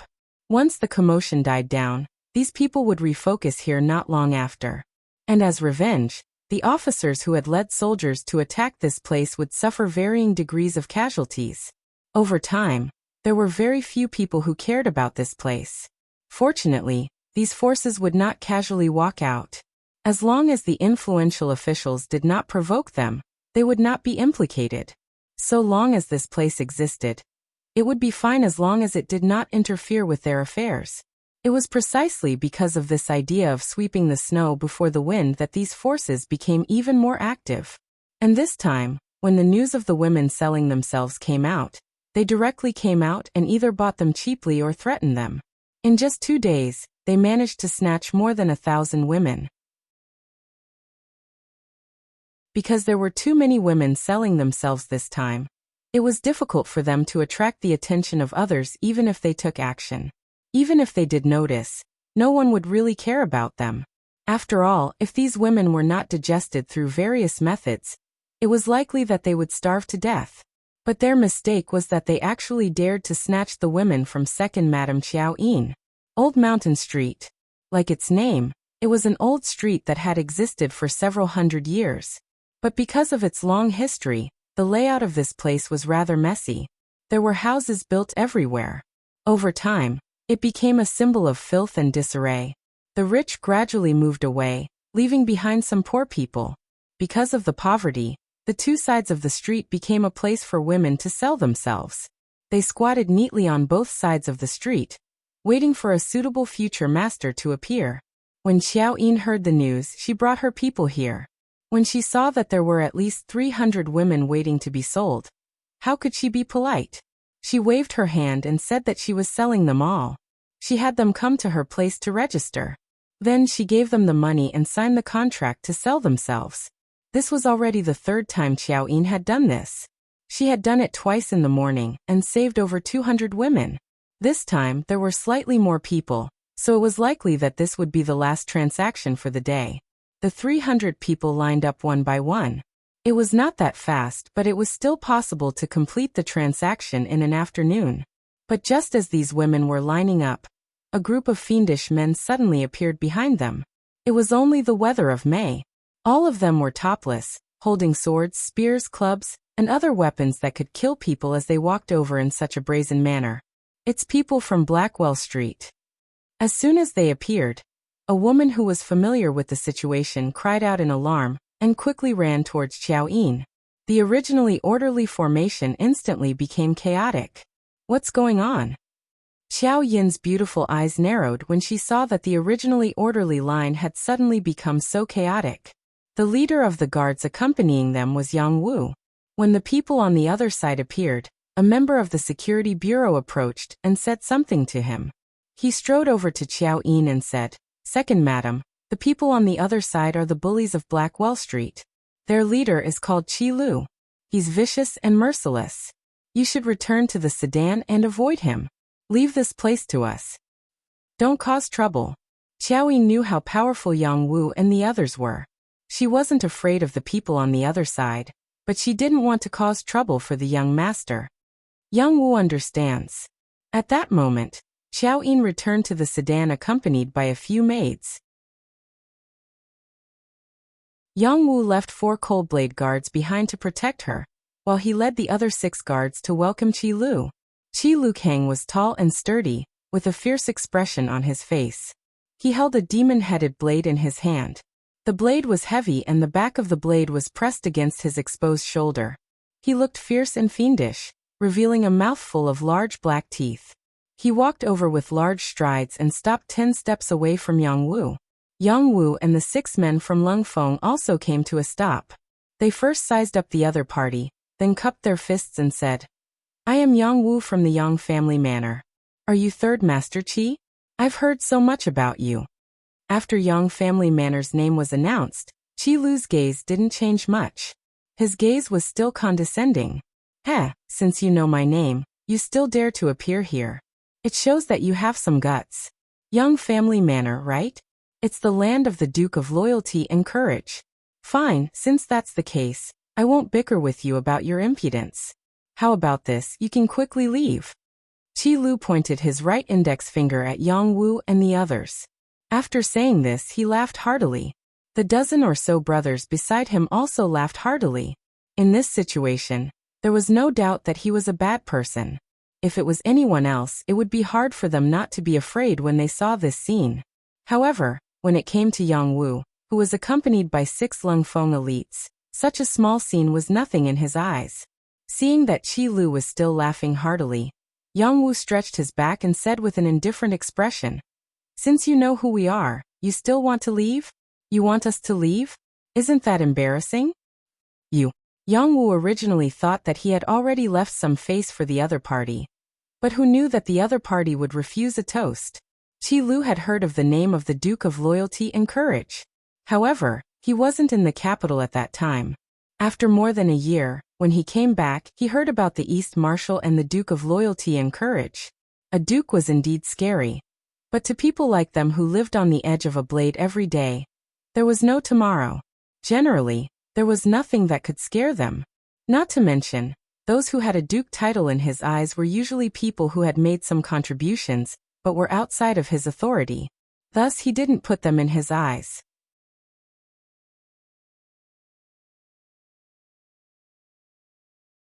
Chapter 300. Rather than saying that he was giving face to the Duke of Loyalty and Courage, it would be better to say that he was giving face to the Emperor. He didn't want to make a big fuss. However, he had already given them a way out, but they didn't want it, so they couldn't blame him. As far as Qi Lu was concerned, the only people who could make him obediently give face to were his eldest brother and second brother. As for other people, even if it was the Emperor, he wouldn't put them in his eyes. It was because of this arrogance that after hearing Yang Wu's words, his expression changed. Then he looked up to the sky and laughed arrogantly. Good. It's been a long time since someone dared to speak to me, Third Master Qi, like that. Right. What did you say just now? You want face, right? Actually, I want to give it to you, but you need to have the ability to do so. Third Master Qi, don't play with words. I want to see your strength. Facing Qi Lu's provocation, Yang Wu's face didn't show the slightest fear. What a coincidence. I also don't like to use words to solve problems. This was a clear indication that a big battle was unavoidable. Feeling that the atmosphere wasn't right, the women surrounded Xiao Yin's carriage. Compared to the fierce appearance of Qi Lu and the others, Xiao Yin's appearance was as cute as a reincarnated bodhisattva. Yang Wu's fearlessness ignited the anger in Qi Lu's heart. At this moment, his eyes were wide open. His left hand, which had been idle all this time, casually waved. The dozen or so subordinates behind him shouted in unison, and followed his footsteps, pressing forward step by step. Songlang! Yang Wu immediately pulled out the tri-edged bayonet from his waist. At the same time, his left hand lightly flipped and a flame suddenly soared into the sky. That was the firework he always carried with him. Once something happened, it would soar into the sky. When the nearby Lung Feng heard the news, he would immediately send reinforcements. The sixth young master had said this more than once. Although everyone only had one life, the lives of the people around him were more precious than others. Thus, if he could avoid danger, then he shouldn't. As for things like capsizing in a ditch, that was even more unlikely to happen. If it was only himself, Yang Wu might not have sounded the alarm so early. However, behind him was second Madam. Even if it wasn't for himself, he had to be more careful for Madam. When the fireworks were released, the coldness in Qi Lu's eyes intensified. He could tell that the other party was asking for help, but this could also prove that it was a sign of fear. Not to mention, he was confident that he could defeat the 7 people in front of him within a few moves. The dozen or so people who came with them were all criminals with murder cases on their backs. How could they be scared by a few servants and soldiers? A cold smile flashed across his face as the ghost head blade on his shoulder appeared in his right hand. Following that, Qi Lu ran forward at lightning speed, leaving behind footprints in his footsteps. Along with the rise and fall of his huge body, it seemed that every time his feet landed on the ground, there would be a loud thud. Qi Lu moved, and Yang Wu also brandished his tri-edged bayonet, which was shining with a cold light, and rushed forward. At this moment, the 6 Lung Feng elites behind him also pulled out their triangular bayonets and did the same. The 2 groups of people were like 2 whirlwinds that rapidly approached each other, stirring up clouds of dust on the sandy ground. Then the 2 sides collided like 2 mad bulls. The sound of weapons clashing could be heard. In the sedan, Xiao Yin's expression was somewhat nervous. She was the one who understood young master's strength the most among the girls. She had even seen the young master's elegant demeanor when he defeated Walla's army from the tower. However, it was the first time she saw a real battle with real swords and real spears. In the end, she was a woman. Fear was inevitable. The more afraid she was, the more she wanted to see what was going on. However, because of the dust, everything became unknown. 30 breaths of time passed. A minute passed. At this moment, the sound of someone falling to the ground could be heard. 2 minutes passed. The dust was still there, and the fierce battle cries were still incessant. The 4 Lung Feng elites beside the sedan had already taken out the Type 95 wrapped in black cloth from their backs. They loaded the bullets and opened the safety. They knew clearly that with their brother's strength, if they couldn't finish off the opponent in 2 minutes, it was enough to prove that the enemy was strong. Since it was a strong enemy, they naturally had to prepare for the worst. 3 minutes passed. 5 minutes passed. Finally, some figures retreated from the dust. At a closer look, there were exactly 7 figures that retreated. Yang Wu and the others retreated. Looking at the background behind them, they still looked like they would not fall. This also caused the prostitutes to cheer. However, the 4 Lung Feng elites guarding the sedan could clearly see that Yang Wu and the others were panting heavily. Their bodies were also shaking up and down rapidly. It was obvious that it was a fierce battle just now. As time passed, the dust finally settled. Looking at the battlefield, not even a third of the opponents were able to stand. Only Qi Lu and 3 big men didn't fall. Even so, the 4 of them were covered in blood. Their breaths were heavy, and they looked like they had exhausted all their strength. Their leader, Qi Lu, had a 2-centimeter bloody hole on his left arm. Blood was flowing out from it. However, this person stared at Yang Wu as if he didn't see it. The corner of his mouth twitched a few times before he spat out a sentence. "Kid, you're not bad. But I hope you can preserve your life. I, Third Master Qi, will come for you." After leaving these words behind, Qi Lu turned around and left. He didn't have the slightest bit of reluctance. He didn't even look at the dozen or so corpses on the ground. Seeing that Qi Lu was about to leave, the 4 Lung Feng elites behind him who had already loaded their guns asked in unison, "Fifth brother, do you need us to kill him?" "No need. His skills are not bad. It would be a pity to kill him like this. This kind of person should be a good whetstone." Yang Wu raised his left hand and made a gesture to stop shooting. His body moved slightly, and then his left leg half knelt on the ground. The other 6 Lung Feng elites quickly rushed over and protected Yang Wu in the middle. Each of them asked anxiously, "Fifth brother, are you all right?" "Hee, the opponent is too tough. I was careless." After saying this, Yang Wu's body continued to lean backward. It was also at this time that everyone saw that the wound on his body was not only the one on his left leg. There was also a huge knife wound on his chest. Even his bones seemed to be exposed. In fact, the 6 Lung Feng elites who participated in the battle had more or less suffered some injuries. It was just that they weren't that serious. Seeing that Yang Wu had fainted on the ground, they cried out in alarm and lifted him up before quickly retreating. At this moment, the sound of running footsteps could be heard. It was the other Lung Feng elites who had received the signal and rushed over. The morning assembly was over. On the way back from the palace to their respective manors, they could clearly see that the number of prostitutes on both sides of the street had decreased significantly.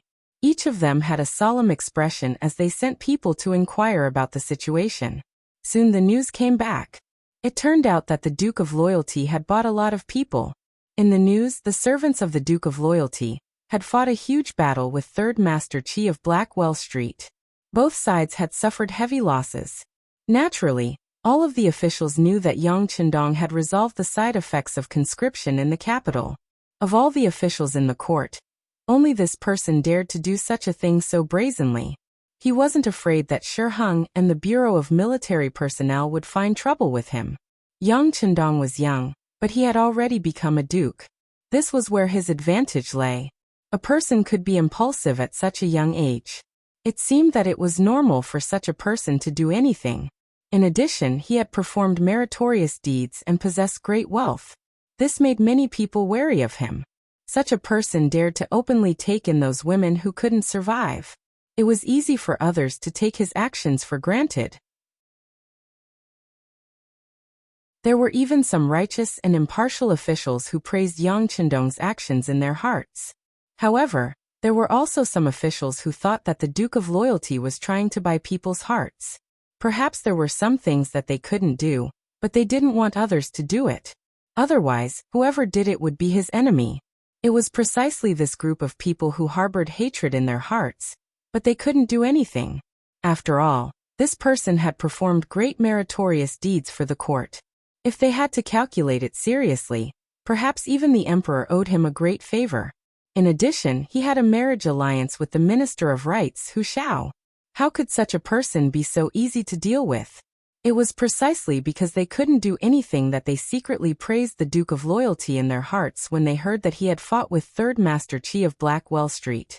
They even thought that this time, the Duke of Loyalty had kicked a stone and was going to suffer a little.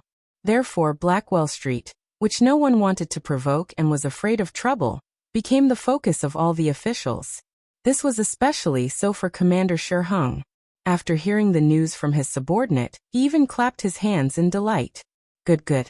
Blackwell Street is a stubborn rock and also a dirty puddle. Whoever encounters it will be in trouble. This Duke of Loyalty actually provoked them. There will be a good show to watch. How about this? Send someone to keep an eye on that place.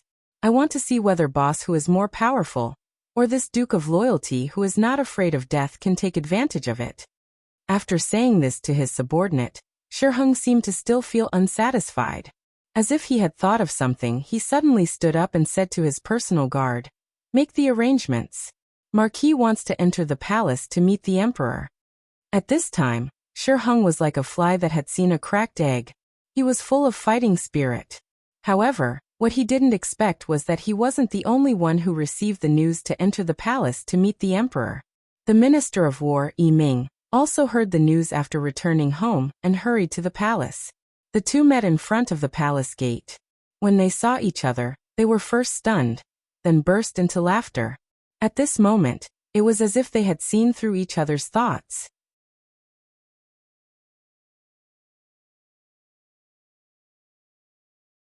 Chapter 301. In the main hall, Zhu Qiyu received two important ministers. He didn't understand why the two ministers would appear together after the court meeting was over. When he looked at Shi Hung and Yi Ming suspiciously, the two ministers said in unison, "Your Majesty, the opportunity has come." The opportunity had indeed come. Speaking of which, Yang Chendong had indeed made great contributions. But because his contributions were so great, it was a bit of a shock to the emperor. Any wise and ambitious emperor would not allow his ministers to make too great a contribution. This kind of existence that could threaten the imperial power at any time would always make people unable to sleep and eat in peace. Usually, the way to solve such a problem was to get rid of the great contributor. Only in this way could one really sleep soundly. But unfortunately, under the chaotic situation, he couldn't find a way to get rid of Yang Chendong. He didn't even have a valid reason to do this. Of course, Zhu Qiyu hesitated because the relationship between the Duke of Loyalty and the mercenaries was very good. Once the attack failed, the consequences would be unimaginable. Shi Hung and Yi Ming had naturally seen through Zhu Qiyu's thoughts. But they were also at their wits' end, so they had been waiting for an opportunity. Everyone would make mistakes. As long as they kept an eye on it, they wouldn't have to worry about not finding a way to solve the problem. But they didn't expect the opportunity to come so soon. Yang Chendong had offended Blackwell Street and Boss Hu, a person they usually didn't want to offend. Boss Hu was powerful because he dared to risk his life, and had many subordinates who dared to risk their lives. Unless you could kill such a person with a stick, there would be endless trouble in the future. They would probably live under terrible pressure every day. How could Yang Chendong not be the same? With the mercenaries protecting him, if they couldn't kill him, who knew what kind of evil consequences would appear? This was also why everyone tolerated Yang Chendong even though they knew that he sometimes ignored the imperial power. And now, these two ferocious tigers had actually collided, which undoubtedly became an opportunity to tamper with the situation. If it was done well, there would be no problem for both sides to suffer. When faced with an opportunity, a wise man would naturally seize it. When Yi Ming and Shi Hung talked about the opportunity, they were naturally referring to the opportunity to get rid of Yang Chendong. Not only could he kill someone, but he could also frame Big Boss Hu and make the higher-ups of the mercenary army helpless. How could he not cherish this method of killing two birds with one stone? While Zhu Qiyu was still sitting on the dragon throne, thinking about what an opportunity was, Shi Heng and Yi Ming gave her a general idea of what had happened. Seeing the excitement on the faces of the two important ministers, Zhu Qiyu finally understood that the opportunity to deal with Yang Qindong had come. As for Yang Qindong, it was just as the officials had guessed. Zhu Qiyu already had the intention to kill him. This person's merits were so high that he could shake the emperor. Zhu Qiyu naturally did not want to let go of the opportunity to eliminate him. In history, such meritorious officials did not know who they were. For example, during the Qin dynasty, Lu Buwei was called Second Father, and was forced to commit suicide. Li Mu defeated the Xiongnu and returned to the Qin dynasty. He used a scheme to sow dissension, and was killed by King Zhao. Han Xian, Peng Yu Ingbu and others were all killed by Liu Bang. The ancient king was called Gu, which meant that he was lonely. It meant that his good friends who had helped him were all dead. Only when the king was lonely would his position be more stable. Zhu Qiyu was now practicing the art of the emperor. Naturally, he had long known that Yang Qindong's existence was a threat. Often, even if such a person did not have the intention to rebel, once his subordinates were put on the emperor's robe, who knew what would happen? It was only because of the existence of the mercenary army, and in order to stabilize the overall situation and consolidate the imperial power that Zhu Qiyu did not act rashly. Fortunately, he was still young. Even if he waited, there would be many opportunities. Wasn't that right? Now the opportunity had come. Zhu Qiyu, who was happy and even a little excited, did show the face of an emperor perfectly. After hearing the general idea of Shi Heng and Yi Ming, he coughed and said, "I didn't rest well yesterday and am very tired now. If there is anything, just discuss it with Minister Jin. I trust you." After saying these words, Zhu Qiyu turned around and left. His final decision was to trust them. In response, Shi Heng and Yi Ming looked at each other and said respectfully, "Farewell, Your Majesty. Long live, long live." Zhu Qiyu left, leaving behind his trusted aide Jining. This was a clear indication of his attitude. That was, you can kill him. You can do as you see fit. As for how you do it and how you do it, it has nothing to do with me. Drawing a clear line in the sand in advance, once there was a problem, he could retreat freely. It was a good plan. Shi Heng, Yi Ming, and Jining naturally saw this. But who was the emperor? Originally, he could say whatever he wanted with the word official. Jining and the other two were left in the hall. The beardless eunuch smiled and said, "Sirs, please come to my side hall. It's windy and quiet there." By windy and quiet he meant safer. Shi Heng and Yi Ming, who understood, smiled and agreed. Then the three of them left the hall. In the depths of Blackwell Street, in a dirty and messy courtyard. From afar, this place did not seem to be any different from other places. But in reality, this was one of the lairs of the Blackwater Gang's boss, Hu Huaihai. It was said that a crafty rabbit had 3 burrows. Hu Huaihai indeed had 5 similar courtyards. Every courtyard was as ordinary as this, but very few people knew that there were secret passageways under these inconspicuous courtyards that led directly to the forest outside the city.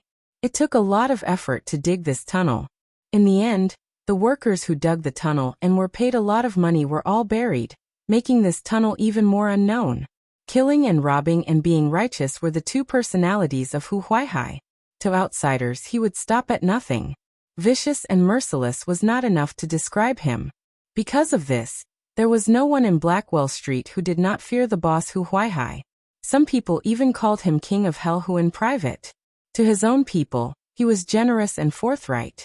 If you encountered any difficulties or had any requests, he would definitely help if he could. When such a reputation spread, many people came to join him, and eventually became his subordinates. With these 2 methods, Hu Huaihai really made people angry and hateful. But to be able to establish a foothold in Blackwell Street, which was a paradise for gangsters and even a sanctuary for murderers, and become the biggest force, it was not only because Hu Huaihai's methods were extraordinary, but also because he had 2 very loyal brothers, the second brother Wu Yong and the third brother Qi Lu. Qi Lu's knife skills were powerful. This could be seen from the fact that he was slightly better than Yang Wu. Wu Yong was even more powerful. Not only was his skill not inferior to Qi Lu, but his brain was also better. Many times, when Hu Huaihai as the boss made important decisions, his opinion was the most important. At this time, in this ordinary small courtyard, Hu Huaihai was looking at Qi Lu, whose left arm had been bandaged, with concern. He said, "Third brother, how is your arm? What did the doctor say?" "Big brother, it's fine. It won't be long before brother can be lively again." Qi Lu's expression was calm, but the light of anger in his eyes was flickering. It could be seen that the injury was not as simple and easy as he said. The tri-edge bayonet was a very powerful weapon. In the future, even the United Nations banned it. It could be seen that its lethality was huge. After being stabbed by Yang Wu, blood kept flowing out, forcing Qi Lu to stop and return. Fortunately, there was an excellent wound medicine here. In addition, the injury was not a vital part, so the bleeding finally stopped. But the doctor also said that even if the arm was healed, it would not be as flexible as before. Thinking that half of his good left arm was crippled, how could Qi Lu not be angry? Just when Hu Huaihai asked, he said with a face full of hatred, "Big brother, this time brother suffered a loss because of this weapon. No matter what, I have to take revenge. Otherwise, how can I have a foothold in the world in the future? That's natural. Since brother was bullied, big brother naturally has to take revenge. Second brother, tell me, what should we do?" Hu Huaihai replied magnanimously. Then his gaze fell on the second brother, Wu Yong, who had been thinking with his eyes closed. Wu Yong, who was known as the military advisor, slowly opened his eyes after Hu Huaihai asked the question. Then he gently shook his head and said, "Big brother, third brother, I'm afraid this matter is not easy to handle." "What's not easy to handle? We'll just take advantage of his unpreparedness and kill him," Qi Lu, who had suffered a loss, said with a voice full of emotion. "That's right. What's not easy to handle? Could it be that our Blackwater gang is afraid of an official who only has a title and no real power?" Hu Huaihai said disapprovingly. Hearing the analysis of big brother and third brother, Wu Yong's face showed a trace of bitterness. This loyal duke is not someone without real power. Although he does not have any real position, he is protected by the world's most elite mercenaries. You know about the mercenaries, right? It's said that they have an advanced firearm that can easily take a person's life from 100 feet away. It's not good to provoke them. It's just firearms. Don't the Ming army have plenty of them? But in third brother's opinion, the firearms camp is just SOSO. They didn't provoke us, but since they provoked us, we'll definitely teach them a lesson.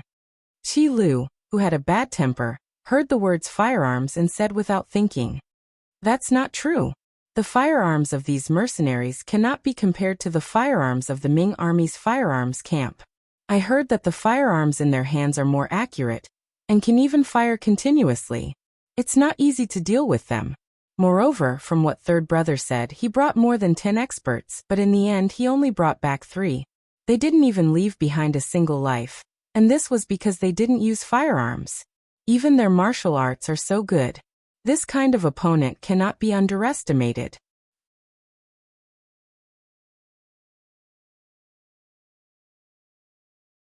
Chapter 302. Wu Yong kept explaining. However, when he said the last sentence, Hu Huaihai's eyes lit up after hearing it. "Haha, second brother said that we can't underestimate them. That means we can still deal with them, but we need to plan carefully, right? Is that so, second brother?" Hearing that there was still a way, Qi Lu couldn't help but be interested. "Yes, we need to plan wisely. How about this? Give me 2 days to investigate the other party's background." Wu Yong nodded. He had a feeling that this great Ming Empire's loyal duke, who had just reached 20 years of age, would not be easy to deal with. However, even though Old Third had suffered a loss, if they just admitted it like this, then how could the Blackwater gang be looked up to in the future? How could they have a foothold? In other words, they had to make a move. It was just a matter of how they did it. In short, when facing such an opponent, they either didn't make a move, or if they did, they would make a move. They definitely couldn't give them a chance to counterattack. Young family manor. Yang Wu was actually carried back.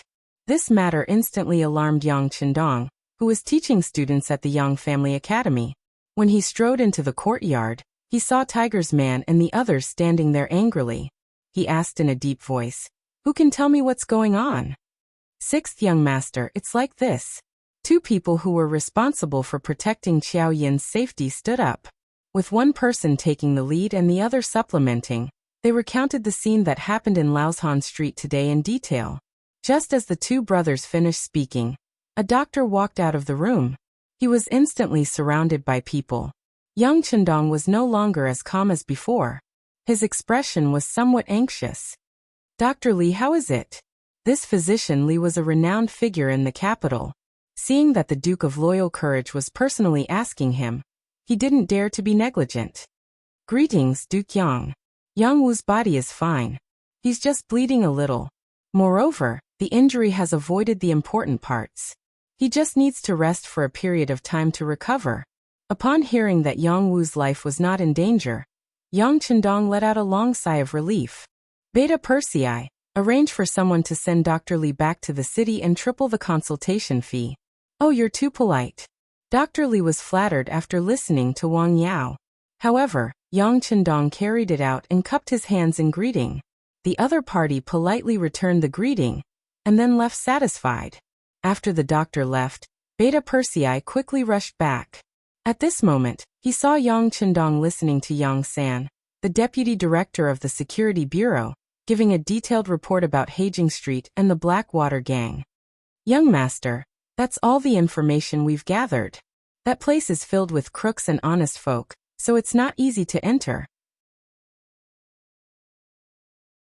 Every once in a while, Boss Hu of the Blackwater gang would clean up the place. There was one time when our informant almost didn't make it out alive. Yang Sen lowered his head as he spoke. The situation of Haging Street was not easy to inquire about because of Hu Huaihai's caution, but more importantly, it was not the focus of the Security Bureau's investigation. It was just a group of Jianghu people and desperados. With the idea of well water not interfering with river water, they only did a simple investigation. Yang Chendong naturally knew this, but he did not say it out loud. After all, the Security Bureau had not been established for a long time, and had limited manpower. The capital was so big that it was understandable that some things could not be investigated clearly. Investigate again. I want to know the details in a day. Since the sixth young master had spoken, Yang San did not dare to be negligent. He immediately agreed, as if he was making a military order. "Please rest assured, young master. In less than a day, there will be specific information. In this world, as long as one was willing to spend money, there was nothing that could not be done. Most of those people ran for their lives because of money. If they could be a good rich man, who would be willing to stay in such a place and waste their days?" Yang San hurriedly left. Yang Chendong did not choose to wait.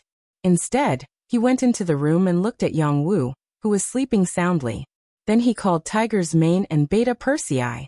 When they were in the study, he looked at the two with bright eyes and asked, "How is it? Now you know that there will always be someone stronger than you?" "Young master, we were wrong." Yang Chendong's face was stiff, and the two hurriedly bowed their heads and admitted their mistake. The reason why they were wrong was because they had disobeyed Yang Chendong's orders. According to the sixth young master's criticism, a gentleman should not stand under a dangerous wall. If they felt that things were dangerous, they should leave as soon as possible. If they had to make a move, they could have used guns instead of showing off their courage. If today's matter had been solved with guns, Yang Wu would not have been injured at all. But he insisted on competing with others in martial arts, which led to such a result. This was naturally taught by Tiger's Mane and Beta Persei. They taught him that it was difficult to find an opponent, that he should be defeated alone, and that when he met a person from the martial arts world, he should use the martial arts world's way to solve it. What was the result? He had almost lost his life. According to the two Lungfeng's words, if they had not used a sharp weapon like the 3 bayonets, it was likely that Yang Wu would have been carried back as a corpse. The so-called rules were not ironclad rules. They almost lost their brothers' lives. It was no wonder that Yang Chendong would make things difficult for them. It's good that you know your mistakes. The two of you will each lose a month's salary. Also, All your subordinates who always talk about the rules of the martial arts world will be treated the same. If there is anyone else who is not satisfied, let him come find me. This young master will shoot him. It's better than one day he will become a ghost under someone else's knife. Yang Chendong's voice was not loud, but it was like a thunderclap in Tiger's mane and Beta Persei's ears. The two of them kept nodding their heads and admitting their mistakes. After a while, it seemed that Yang Chendong's anger had subsided a little. Beta Persei took the initiative to say, "Young master, this time we suffered a loss. We can't just let it go like this." "Yes, young master. This Blackwater gang is not a good thing to begin with. It's better to just destroy it." Tiger's mane also chimed in. "Of course we can't just let it go like this. It's just that they have existed for so many years and the government can't do anything about them. If we want to move against them, we need to plan. If we act rashly, we won't be able to take down all the enemies. That will only cause endless trouble in the future." Yang Chendong nodded. Of course, he would not let any of his enemies go. But since he was going to make a move, he had to hit them with one blow. He absolutely could not leave any hidden dangers for himself. On this point, Yang Chendong and Wu Yang's thoughts coincided. At the same time, both sides sent people to inquire about each other's background. Outside of the two sides, another group of people also appeared. That was Yiming's coachman, who was also one of his bodyguards. Yiming used to work in the military and had experience working at the grassroots level. That was how he got to know the Ministry of War and climbed up step by step. It was at that time that he came into contact with some of the people in the martial arts world and gave some favors to them, allowing them to work for him. This coachman was one of them. His surname was Shi Tao, and he used to have some fame in the martial arts world. His skills were also not bad. However, because this person had always been low-key and considered himself a coachman, protecting Yiming, not many people knew him. This time he was sent out to deal with the Blackwater gang, who seemed to be from the martial arts world. Shi Tao first left the residence, then went to the streets. After making many turns, he changed into a martial arts person's attire and entered Heijing Street, where he met the third master of the Blackwater gang, Qi Lu. Compared to his eldest brother, who was low-key and even somewhat secretive, Qi Lu was much more flamboyant. Even on the streets of Heijing Street, he was often seen. Through this person, Shi Tao told him the purpose of his visit, and hinted that he had a way to deal with the Duke of Loyalty. Regarding this unfamiliar person, if it was any other time, Qi Lu naturally wouldn't have introduced him. But yesterday, just as he was discussing with his eldest brother and second brother about how to deal with this person, someone delivered himself to their door. Whether it was an enemy or a friend, he still needed to meet him. Thus, he brought Shi Tao to Hu Huaihai's other resting place. Coincidentally, his second brother Wu Yong was also there, so the four of them met. According to Shi Tao, he was someone who couldn't stand the Duke of Loyalty's actions. After hearing about what happened in Laoshan Street yesterday, his master decided to lend him a helping hand. He promised to think of a way to transfer away the Duke of Loyalty's elites, giving the Blackwater gang a chance to deal a fatal blow. He clearly stated the purpose of his visit, but when it came to who his master was, he closed his mouth and didn't say anything. It seemed that he wouldn't say a word more. Regarding this, the skeptical Hu Huaihai didn't agree to anything on the spot. Instead, he had someone arrange for Shi Tao to rest first, saying that he and the others would discuss it and give an answer. After Shi Tao left and there was no one else around, Hu Huaihai asked Wu Yong about this matter. "Second brother, what do you think of this person?" "Big brother, whether he is an enemy or a friend, whether he is a friend or not. If he is a spy sent by the Duke of Loyalty, as long as we do it well and guide him well, we can also use him. On the other hand, if he is someone who came to help us, then he can be a big help." Wu Yong's analysis was thorough. Looking at his meaning, no matter who Shi Tao was since he came, he had to be used by him. "That's right." Hu Huaihai nodded in agreement. Then he thought of something and asked, "That's right, second brother, how is your investigation of the Duke of Loyalty?" When it came to this question, Wu Yong's expression became a lot more serious. He first looked at his third brother, Qi Lu, then looked at Hu Huaihai and said, "Big brother, This time the idea is really difficult to deal with. In the following time, Wu Yong reported the situation that he had investigated in the evening and the morning. For example, Yang Chendong was quite talented and had a mind for business.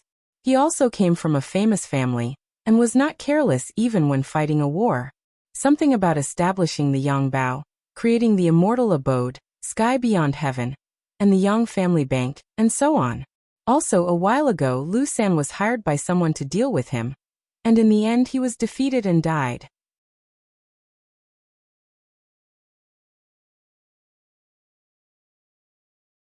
Chapter 303. Previously, the Blackwater gang focused their attention on Heijing Street. In their eyes, this was their territory. If one had to describe it, it could even be regarded as a country within a country. Therefore, they didn't pay much attention to the outside world. They only knew that the Great Ming Dynasty had a young Dong Shuai and a loyal and courageous duke. But even if he was an official, he had nothing to do with them. There didn't seem to be any boundaries between the two sides. Even if they couldn't be seen in public, they wouldn't have any interactions with him. However, due to the fact that they were trying to snatch people from each other, they actually got into a fight. Subsequently, they even suffered quite a bit. Now the entire city knew about this.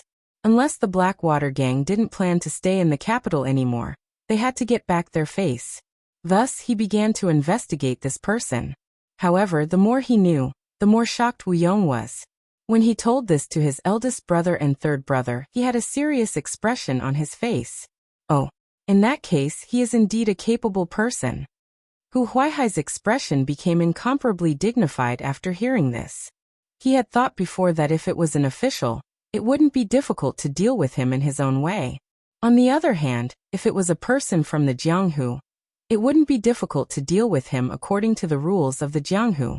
But now he heard that this person had power, money, influence, and even people.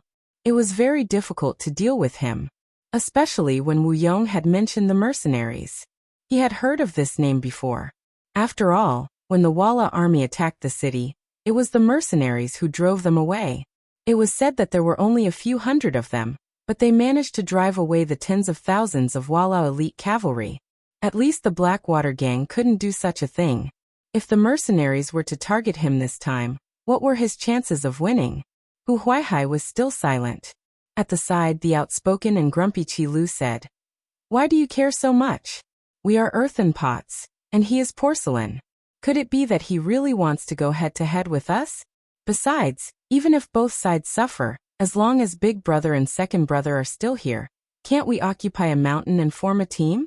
When the time comes, I'll just take my revenge. At that time, I'll annoy him to death."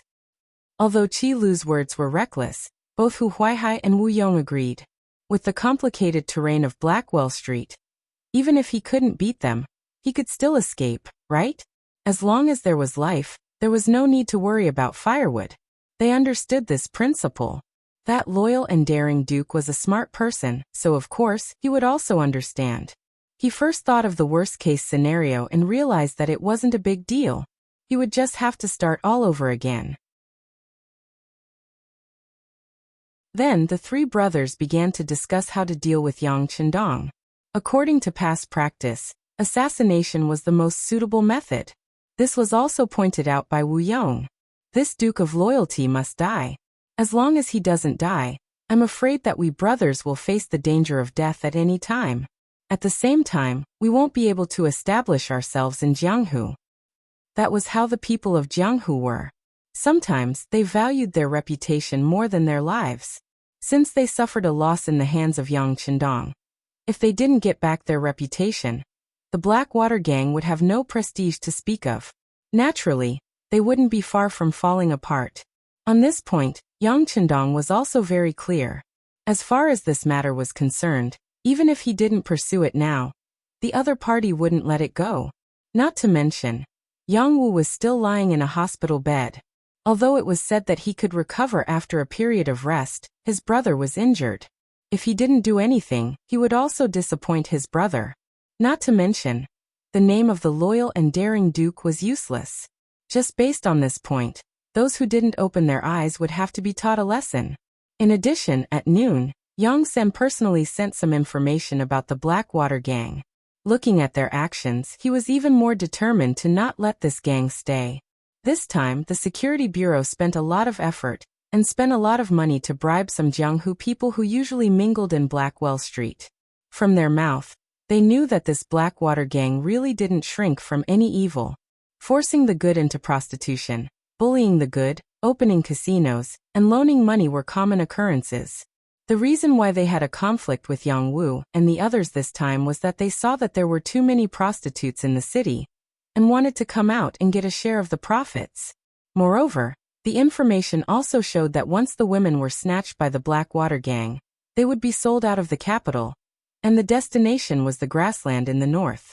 They would be sold to the Walla and Tatar territories to become tools for those barbarians to produce the next generation, or become targets for the other party to seek pleasure.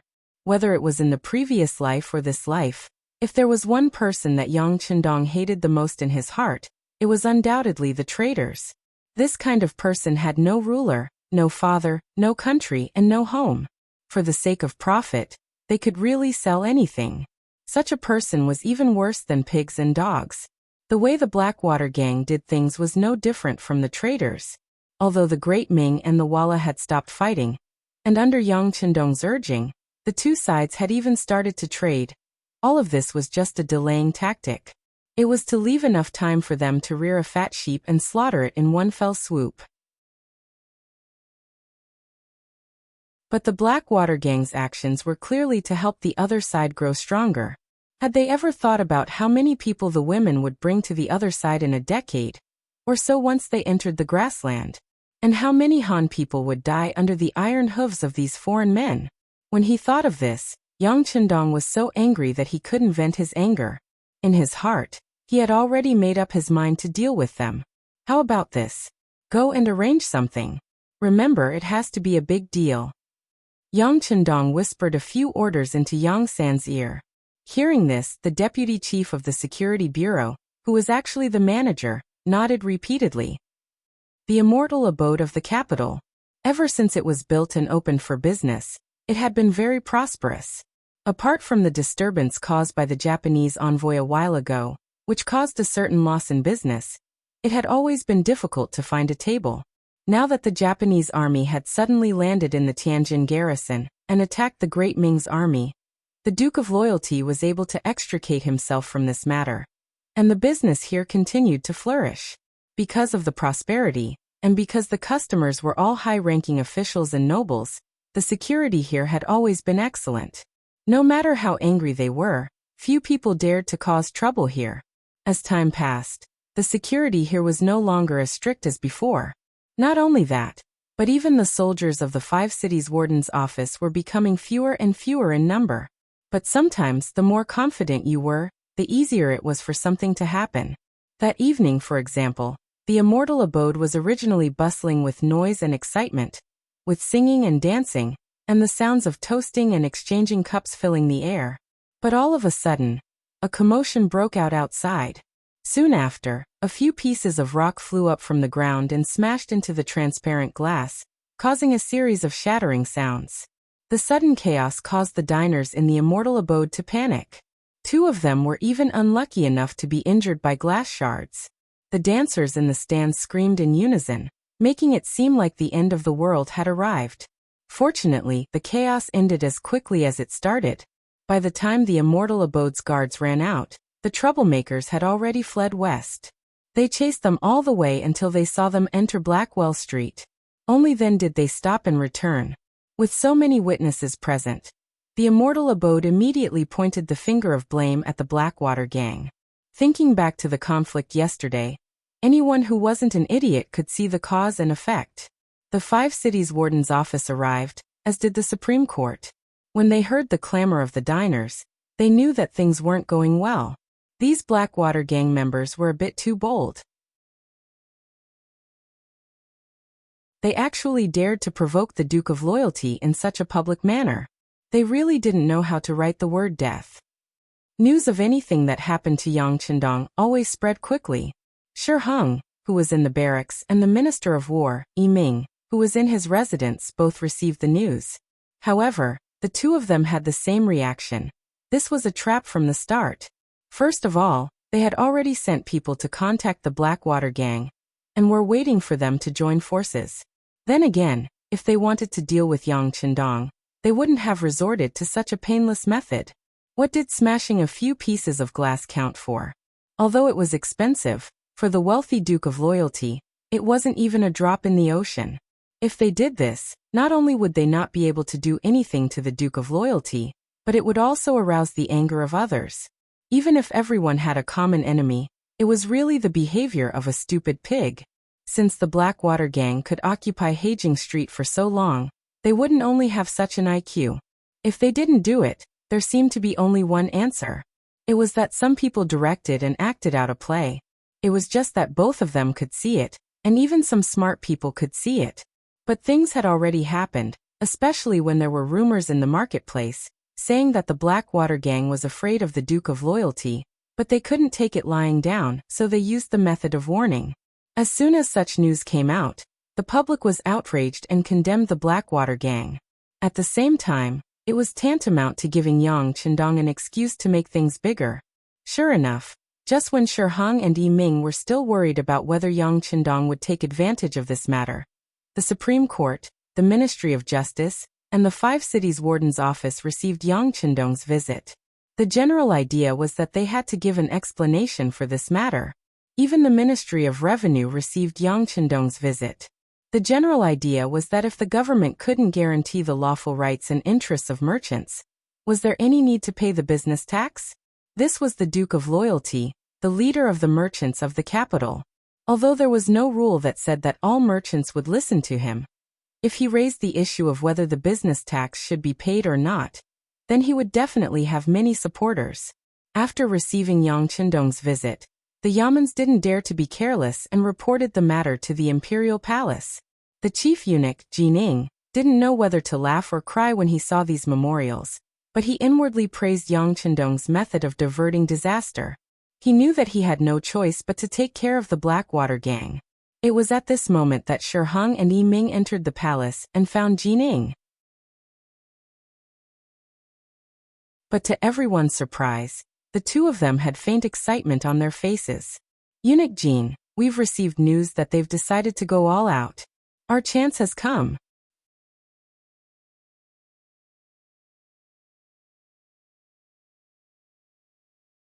Chapter 304. Because of yesterday's incident, Wu Yong had sent people to keep an eye on Yang Qindong's properties, hoping to find some weak link. It was at this time that someone threw rocks at the immortal abode. When his subordinates reported this, his expression changed. He knew that the other party was looking for an excuse to make a move. After all, yesterday's incident was a personal grudge between Yang Qindong and the Blackwater gang. If he mobilized people to cause trouble because of this, it would be the same as giving some people an excuse. This was the crux of the matter. Previously, Wu Yong had been wondering what kind of method the Duke of Loyalty would use to deal with him, but the other party had quickly given him an answer. What could he do if the other party used an obvious scheme to deal with him? He couldn't possibly take the initiative to go to the authorities and say that the matter wasn't his doing. In that case, he would probably be immediately arrested. While praising the Duke of Loyalty's vicious plan, Wu Yong found his big brother and third brother, and called over Shi Tao. He said that he was willing to cooperate, and asked that they give them a chance to fight. Of course, the Blackwater gang had another choice, and that was to give up on their current territory and leave the capital. This way, they might be able to preserve their lives, but their reputation in the Jianghu would naturally be lost. Those who bullied the weak and feared the strong would find it difficult to survive anywhere. In other words, even if they left, they couldn't just leave in such a muddled manner. There was only one path in front of them, and that was to wrestle with this bold and loyal duke. If they left when they were no match for him, at least others wouldn't look down on them so much. Since they had no choice but to fight, Shi Tao came in handy. The three brothers called him over and told him of their decision, having him make arrangements as soon as possible. Thus, Shi Tao returned to the Yi residence and met with Old Master Yi Ming. That was why Yi Ming and Shi Hong had joined hands to enter the palace. Yi Ming, Shi Hong, and Jining discussed in a secret room for more than 2 hours. When they emerged, They all had smiles on their faces, as if they were about to complete some important mission. The Yang clan manor. After Yang Chendong diverted the trouble, the warden's office and the Supreme Court sent back news that night. He expressed that he would send troops to wipe out the Blackwater gang, but this power had been here for many years. It was not easy to deal with them. He asked whether he should ask the Duke of Loyalty and Courage to personally deal with them. After all, he was someone who had defeated Walla's army with ease. A small underworld gang was definitely no match for him. Everything was going according to plan. Yang Chendong looked at the two Yaman's replies and sneered. He said to Tiger's Mane, "Tell them that this young master will personally lead people there. Let's set the time for tomorrow morning.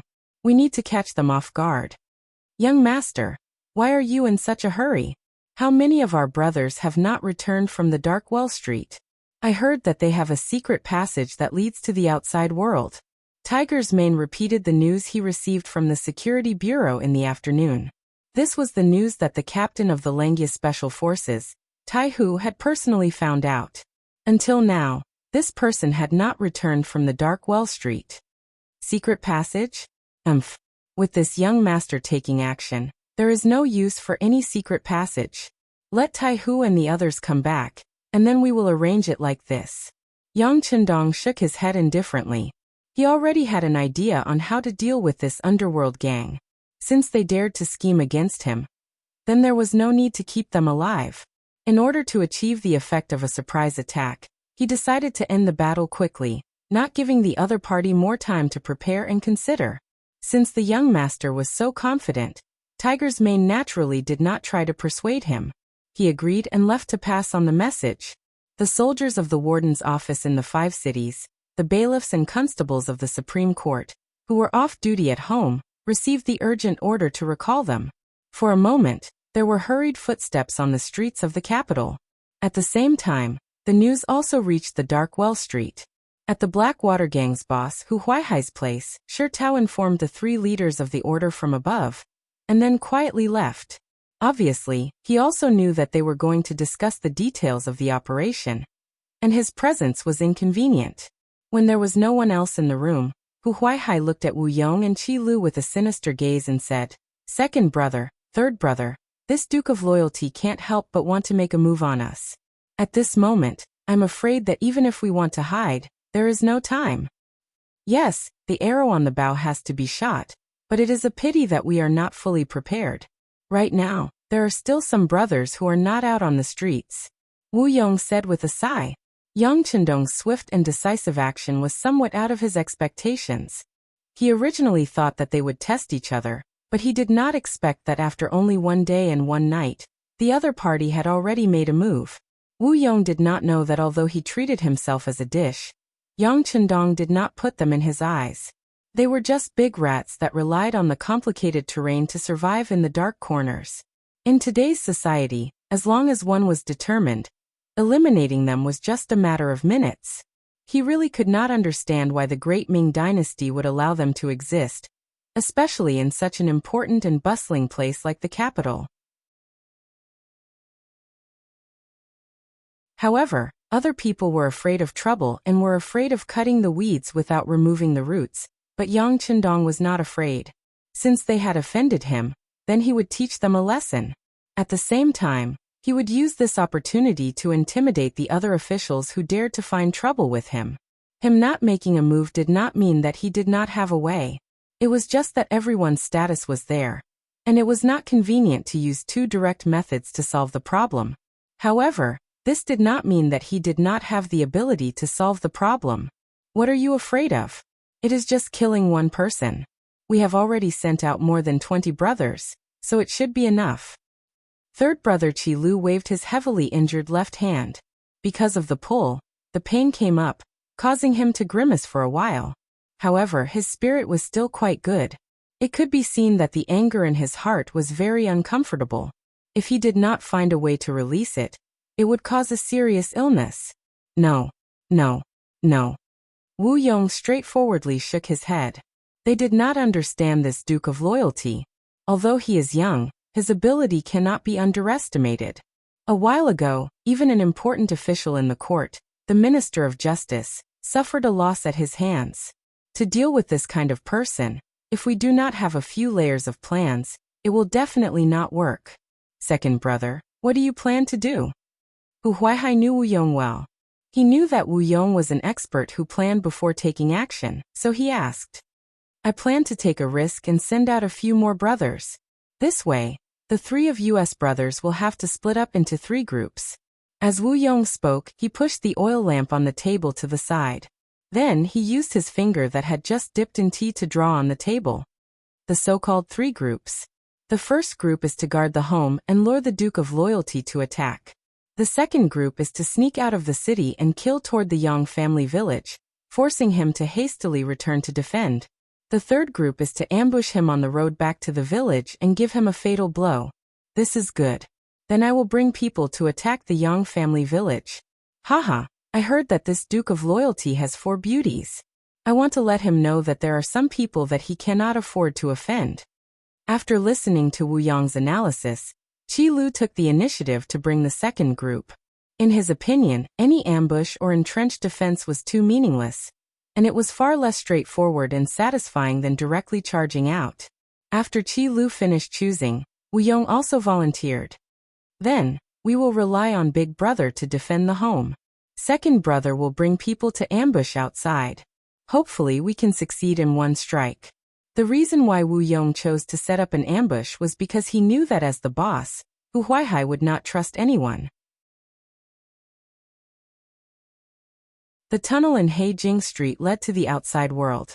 That was the escape route. In other words, it was the safest to stay here. As expected, when Wu Yong took the initiative to set up an ambush, Hu Huaihai's face, which was originally very serious, flashed with satisfaction. Since the 2 brothers were so tactful, he did not have to waste his breath. He immediately nodded and said, Then we will do as the 2 brothers said. This time, we will not let him return. Yes, he will not be able to return. The night was getting darker, but at this time, the Yang family manor was brightly lit, especially when a sharp whistle suddenly sounded above the Yang family academy's dormitory. Nearly 50 students who had entered a state of rest hurriedly got up. The all-round development of morality, intelligence, physique, beauty, and labor was not just a matter of words. It was put into practice. Even an emergency gathering like this was one of the subjects that they usually studied. When the hurried whistle sounded, all the students got up and put on their clothes as usual. When they came to the academy's courtyard, they saw the green-clothed mountain-head Yang Chendong looking at them with a serious face. Although he hadn't said anything yet, everyone's intuition told them that something important must have happened. Everyone's expression couldn't help but become much more dignified. After Tiger's Mane counted the number of people, he came to Yang Chendong and reported in a low voice. Reporting to young master, all the students have gathered. Everyone is here. No one is absent. With a wave of his hand, he had Tiger's Mane stand to the side. Yang Chendong took 3 steps forward, closing the distance between him and the students. Then he swept his gaze over them and said in a clear voice, As a truly useful talent, not only do you have to be eloquent, but you also have to be able to walk the world, and be able to wield 1,000 pounds of weight with your arms. Today this young master will bring you all to see a true battlefield. You will see the weakness of human nature, and the cruelty of survival. As soon as he finished speaking, all the students' faces were filled with shock, followed by excitement and joy. As Yang Chendong's students, they naturally knew how powerful their teacher was. The great battle between the army god and the Walla was often played out in the immortal abode. Everyone could recite the plot of that battle by heart. The scene of Yang Chendong descending to the mortal world like a god, and killing the enemy with a wave of his hand had made them envious. They often wondered when they would have the opportunity to see it with their own eyes. Now an opportunity had presented itself. They could finally enter the battlefield, and they would be following the army god. How glorious would that be?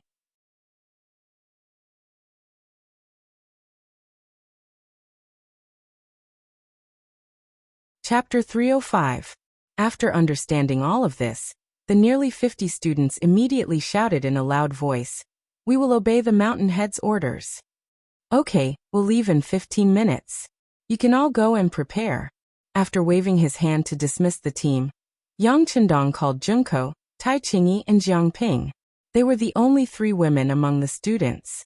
After calling them in front of him, Yang Chendong said in a very casual tone, "You don't have to follow the team, but stay in the Yang family manor." Tai Qingyi had talked to Yang Chendong more than once and knew that her task was to protect the safety of the madams, so she naturally had no doubts about staying and immediately agreed. Junko, on the other hand, raised her head and asked with a puzzled expression, "Why?" In the past few months, the students in the Yang Family Academy made Junko's Chinese more fluent. Because she often underwent some physical training, her skin was not as white as before. But at the same time, it also looked a lot sturdier, and even had a hint of maturity. At this time, when she raised her head and looked at Yang Chendong, who was more than a head taller than her, the stubbornness on her face was very cute and lovable. "No reason, this is an order." Yang Chendong's face became serious, and after finishing his words, he left in a huff. Without a satisfactory explanation, Junko's face was full of displeasure. But she couldn't say anything because as early as when she first entered the academy, Yang Chendong said that she had to obey orders and follow instructions. Anyone who dared to break this rule would be mercilessly kicked out of the academy. This was not as simple as a deduction of points. Even with 100 points for conduct, more than half of the students were still expelled. Looking at their reluctant expressions as they left, Junko felt a little sad. With these lessons learned, she didn't dare to disobey Yang Chendong's orders and be kicked out of the academy. Yang Chendong went to the 4th Battalion commander, Wu Sheng. "I'll give you 2 platoons to stay at home. Remember, no matter who it is, if they don't listen to the advice and want to enter the manor, there is no need to be polite. Just shoot them to death." Tiger's Mane. As soon as he finished speaking, Tiger's Mane appeared from the side and handed over a machine gun that weighed about 8 kilograms. Yang Chendong reached out and took it. After familiarizing himself with it for a while, he personally handed it to Wu Sheng. "This is the Type 9 machine gun for Squad 5.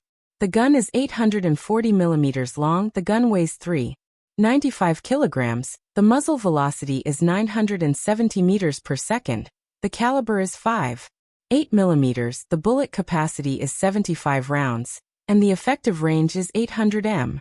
I'll leave it to you for the time being. If a large number of enemies appear, wipe them out. Yes. Sweep his mother." Wu Sheng said with a face full of excitement.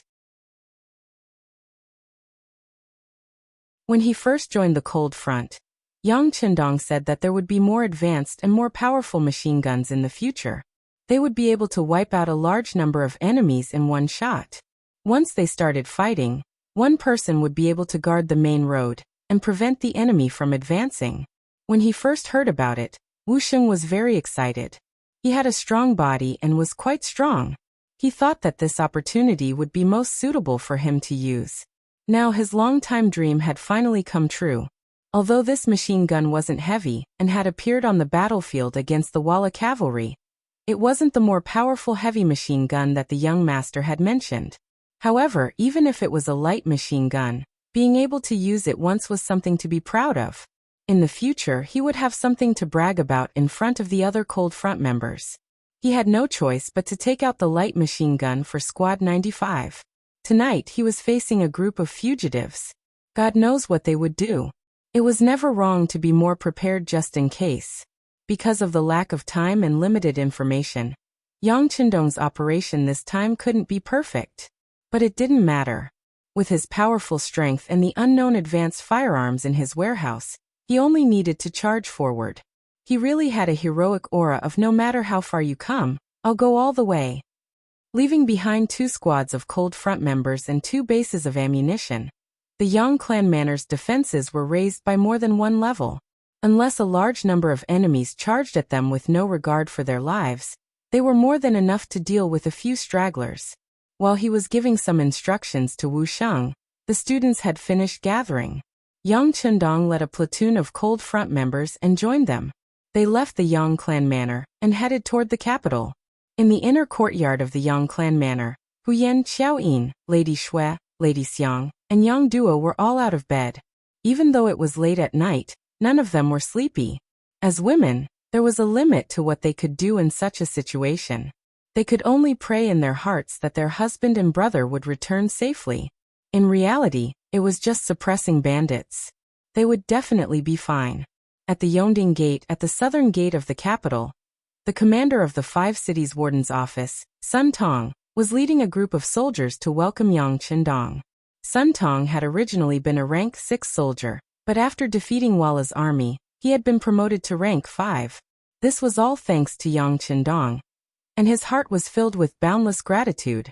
This time, he had taken the initiative to stand up and say that he would work with the loyalty duke to get this job. At the gate, Yang Qindong saw Sun Tong waiting for him and stepped forward with a smile. "You've worked hard." "It's not hard at all. Working with the loyalty duke reinvigorates my entire body," Sun Tong chuckled, revealing a row of white teeth beneath his tanned face. Sensing that Sun Tong was revealing his true feelings, Yang Qindong patted him on the shoulder. "Good. People made mistakes. For example, Sun Tong had betrayed Yang Qindong because he had secretly passed on the information to Jining. Fortunately, he had been able to return, and was determined to know which side he was on. In Yang Qindong's eyes, such a person was a talent that could be nurtured. As soon as his palm touched Sun Tong's shoulder, his eyes lit up with excitement. He knew that the loyalty duke had approved of him. This made him even more determined to make the decision he had just made. It had been said before that those who could become the commander of the 5 cities warden's office were all shrewd people. Otherwise, they would not have been able to secure their positions. Weighing the pros and cons like this, how to balance the various forces to the satisfaction of everyone, this was an extremely profound study. Under the influence of such an environment, Sun Tong chose to hug the tree and not let go. He was determined to cling to Jin Ying's thigh. This way, he would be able to secure the position of Taiping. This way of thinking was not wrong. Under Jin Ying's protection, it would be extremely difficult for others to touch him. But everything had its pros and cons. Wanting to rely on this relationship to advance was also extremely difficult. This was because there were too many people relying on Jining, and most of them held important positions. In comparison, the small 5 cities warden's office was too small. It was so small that Jining could sacrifice herself at any time. It was also destined that there would not be too many resources placed on him. Because of this, when they had defeated the Walla and given out rewards, many important officials close to Jining had obtained many benefits and promotions for various reasons. But Sun Tong, who had made great contributions, had only been promoted by half a rank. He had risen from grade 6 to grade 5, and his position had not changed at all. It was impossible to say that this matter had not affected Sun Tong.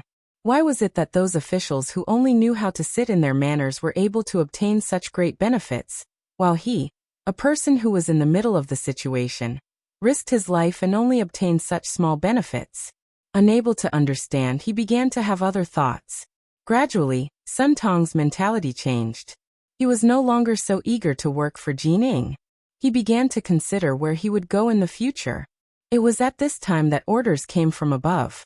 They said that they would transfer people temporarily under the command of the Duke of Loyalty. They said that they were going to destroy some Jianghu gang. It was as if someone had handed over a lamp in the dark night. It instantly illuminated Sun Tong's path, and allowed him to see new hope. After a mental struggle, he finally made up his mind. He would give up on Jining and rely on the Duke of Loyalty. Perhaps at the moment, this was not a wise path.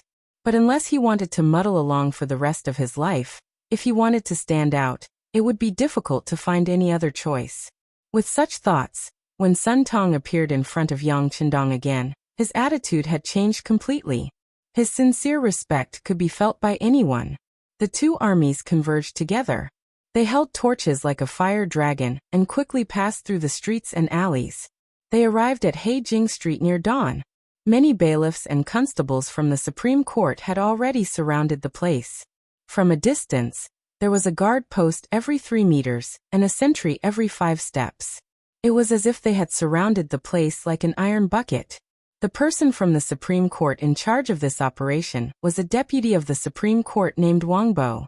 He was a secondary class, level 6 official. Seeing Yang Chendong arrive, he quickly bowed and said respectfully, "Wang Bo greets the Duke of Loyalty. How is the situation?" Yang Chendong did not give Wang Bo a second glance. Instead, he cast his gaze to the front. Looking at the quiet street, he could not help but let out a cold laugh. Heijing Street was one of the most difficult and complicated factions to control. Who knew how many criminals with lives on their hands were hidden here? There were also many Jianghu characters who were used to living here temporarily. How could such a place be so lightly guarded?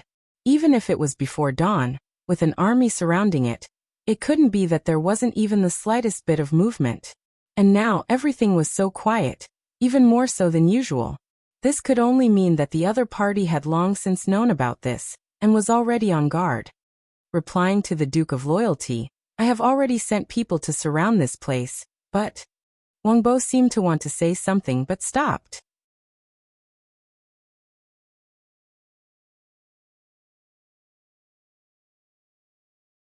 Chapter 306. But what about it? Yang Chendong originally thought that the other party would be dignified, and might even ask for credit because of this. It was not impossible. Facing Yang Chendong's curiosity, Wang Bo seemed to hesitate for a moment, then said as if he had made up his mind, "But according to this official's experience, these bandits should have been alerted a long time ago, or else they wouldn't have been so quiet. I'm afraid that someone else has already passed on the message." Oh. He thought that this was just an official sent by the Supreme Court, and that he was only cooperating with him on the surface to clear his relationship with him. He didn't think that he would have such knowledge. Most importantly, what he said was the truth. While Yang Chendong was puzzled, Sun Tong walked up and whispered in his ear, "This official knows this Wang Bo. He is quite capable, but because of his poor family background he didn't have the money to send gifts to the higher-ups, so he has been ostracized and hasn't been promoted." After saying this, Sun Tong took the initiative to retreat to the side. He believed that he had explained the situation quite thoroughly. As expected, Yang Chendong nodded as if he understood everything. However, he definitely wouldn't be reassured by just a few words from others. Therefore, he continued to question Wang Bo. "Lord Wang, now that things have come to this, what do you think we should do next?" If this official is so bold, I would like to ask the Duke of Loyalty to take back the order. We will leave for now and wait for the right time to strike. Wang Bo hesitated, thinking about the huge distance between them and how to phrase his next words. But when he thought about it, with his ability, if he thought of something and made a hint, he would be overestimating himself. Now wasn't the time to play any tricks, so he might as well say it directly.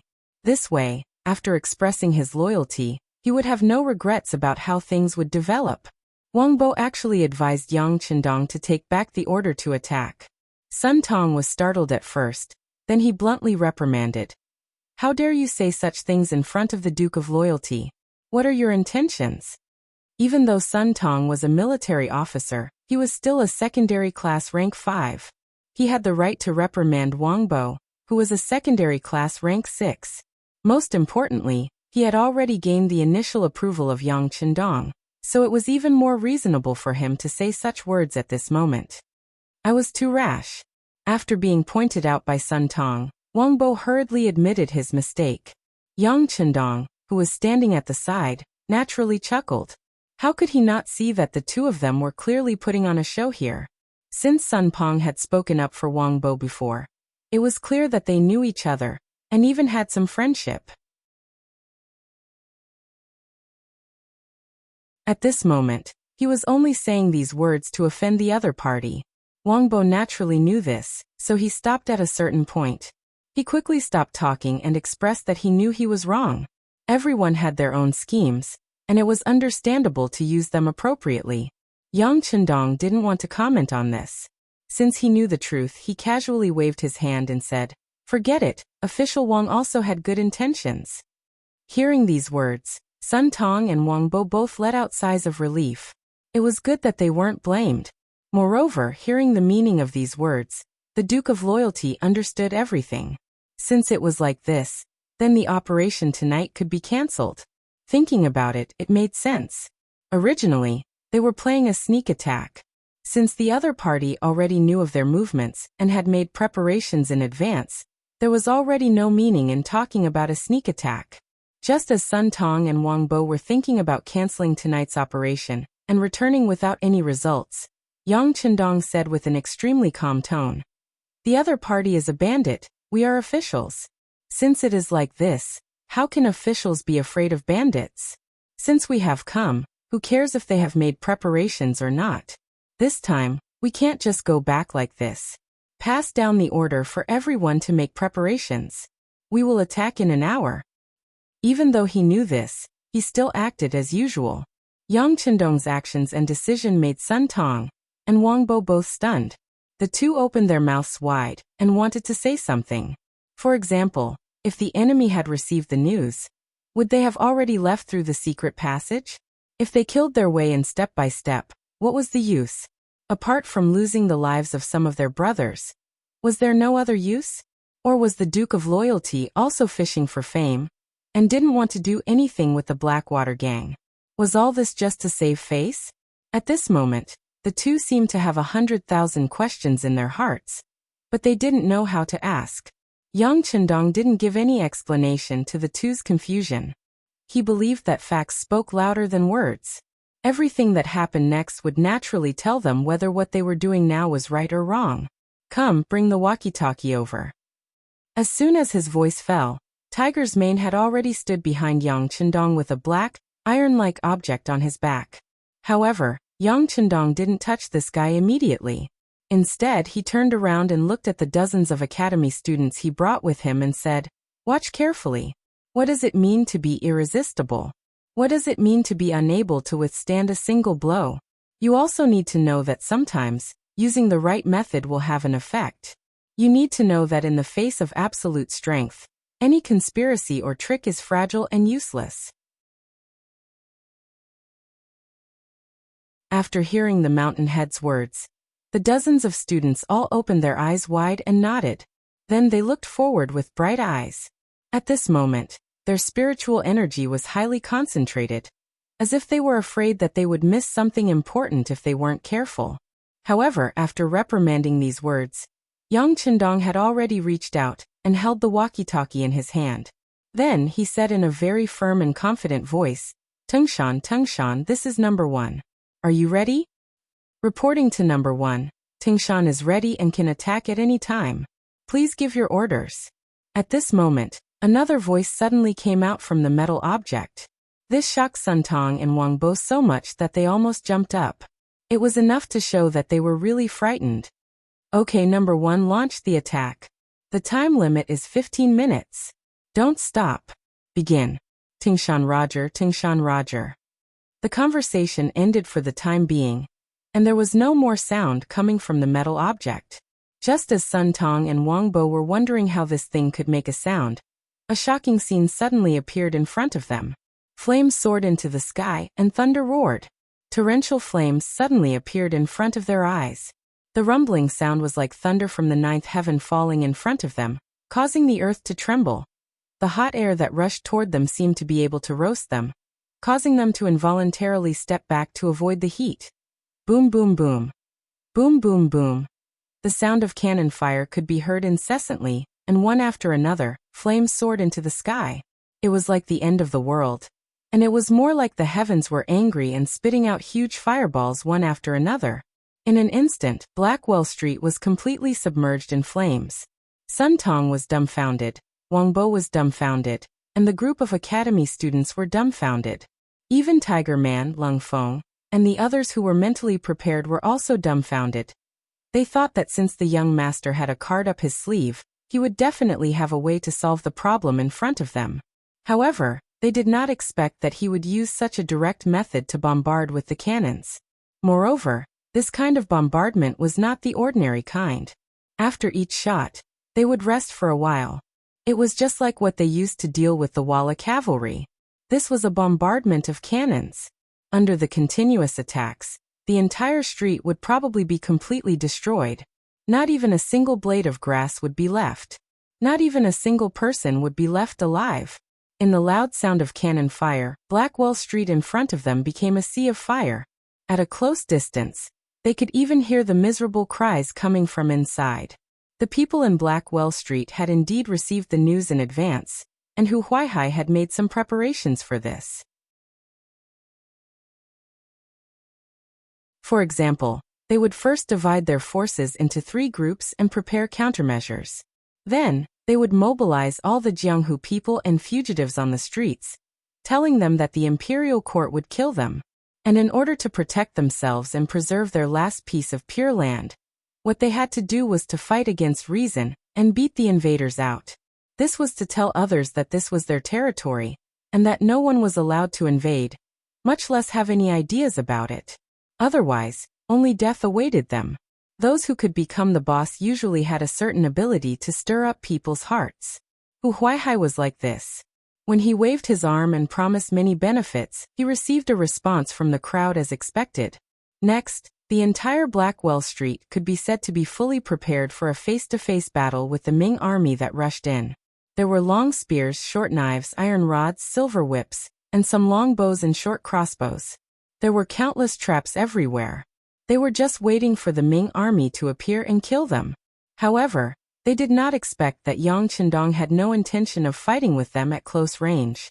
He directly switched to long-range artillery and ignored the various preparations of the opponent. He used hot weapons against cold weapons to overwhelm them. It could also be said that he was bullying them. There were ways to deal with people, and there were ways to deal with animals.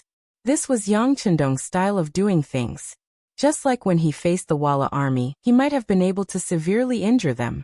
However, in order to achieve his own goals, he did not do that. Instead, he focused on shocking them in order to leave a strong enemy in the north for the great Ming dynasty. He did not want to give up all the good bows and arrows. The facts also proved that Yang Qindong's method was correct. The existence of the Walla's main force did indeed put a lot of pressure on Zhu Qiyu. So he did not dare to wholeheartedly rectify the internal situation.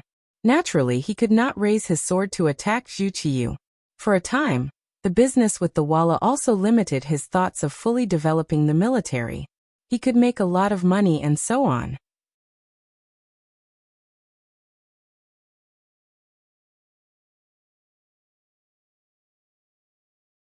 Chapter 307. He had shown mercy to the people of Walla, because it was related to the overall situation.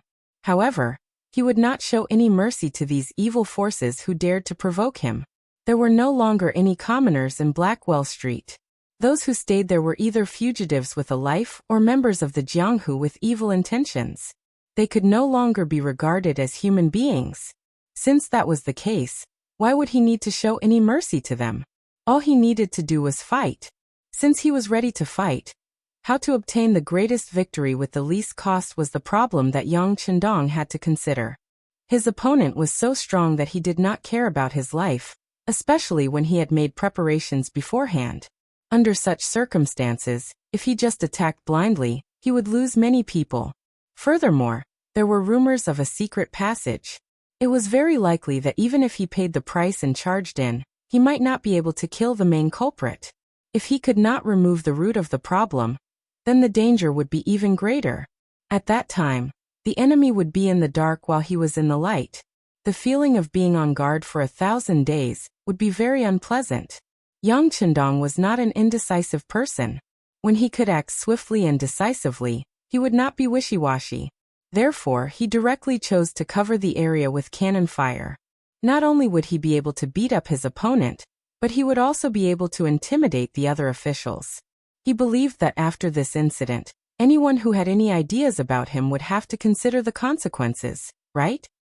Imperial City, Imperial Palace. The Earth Dragon has turned over. Quickly find a place to hide. Don't panic, don't panic. The cannon fire continued and landed on the ground. Even the Imperial Palace was shaken. Some experienced people shouted that it was an earthquake. Therefore, the entire Imperial Palace was in chaos. It was 3 or 4 o'clock in the morning, which was also the time when people were in deep sleep. The sudden tremors woke some people from their dreams and caused chaos. Even Daizong Zhu Qiyu, who was sleeping with a concubine in the bedchamber, was awakened by the tremors. Then, she instinctively rolled to the ground and hid under the dragon bed. Your Majesty, Your Majesty. The concubine was still shouting from the bed. Outside the door, Jining also rushed in, her voice urgent. The people in the imperial palace, regardless of their occupation or status, had to do one thing if they wanted to live a better life, and that was to gain the trust and recognition of the emperor. Once something happened to the emperor, these people would be like rootless duckweeds. In the end, they would be washed to the side by the waves and wither away, becoming a complete waste. Therefore, the emperor's safety also represented the safety of many people. Shouts rang out everywhere. Zhu Qiyu, who was hiding under the bed, said with a hint of panic in her voice, "We are here, we are here. My beloved subject, quickly find a place to hide." Hide? Yes, yes. Jining and the concubine both agreed. Then they each found a seemingly safe place to hide. They prayed in their hearts, praying that the earth dragon would flip over quickly to ensure their safety. The ground trembled, and the rumbling continued for about an hour before it finally stopped. Then the entire palace became extremely quiet. Even so, Zhu Qiyu had no intention of crawling out from under the bed. He had read many ancient books. Once there was an earthquake, it was often continuous. It was not so easy to stop it. He was still thinking that it would be better to stay like this and wait for the sky to completely brighten before finding a spacious and safe place. However, this idea was completely changed with the entrance of a young eunuch. Your Majesty, Your Majesty. A little eunuch stumbled as he ran in. When he entered the door, he almost tripped over the slightly high threshold because he was in such a hurry and fell to the ground. What are you doing? How can you be so flustered in front of the emperor? Jin Ying's eyes were sharp. With the help of the candlelight in the bedchamber, she saw that the young eunuch was one of her trusted aides. She pretended to be angry and asked. The young eunuch finally saw Jin Ying. He hurriedly knelt on the ground and said anxiously, "Eunuch, the earth dragon did not flip over. It was the Duke of Loyalty and Courage who was having sex." What do you mean by having sex? What exactly is going on? Jining only heard a little more clearly after the young eunuch repeated it twice. However, she was also puzzled. She had seen cannons being fired before. The artillery battalion of the Great Ming Dynasty had fired 2 cannons when it was first built. Although the noise was not small, it was still within an acceptable range. How could it be like this time, where the sound was as loud as thunder and the earth trembled because of it? Yes, it was indeed having sex. We sent someone to follow the Duke of Loyalty and Courage to bring back the news, the young eunuch said solemnly. He looked as if he was willing to guarantee it with his life. It was really having sex? Jining also knew that the young eunuch under her command would not dare to say anything about this kind of thing. Thinking back, the sound was as loud as thunder and the earth trembled. However, it seemed that was all there was to it. The house did not shake. It really did not seem like the earth dragon flipping over as people usually said. Yes, yes. The young eunuch hurriedly nodded and said, "All right, since that is the case, go and investigate. If there is any news, immediately report back." Jining waved her hand. If what she said was the truth, then her performance was a bit too exaggerated. Of course, she could not let too many people see her losing her composure. Especially when the emperor was still under the dragon bed. This kind of scene could not be seen by anyone else. The young eunuch accepted the order and left. Without anyone else around, Jining also came to the side of the dragon bed. Then she said in a small voice, "Your Majesty, there is something strange about this matter. I'm afraid it was not the earth dragon flipping over." Oh, Zhen will come out now. Zhu Qiyu, who was hiding under the dragon bed, had heard the young eunuch's voice. Although he did not believe that all of this was caused by the cannons, since there was a report, it should not have been the earth dragon flipping over.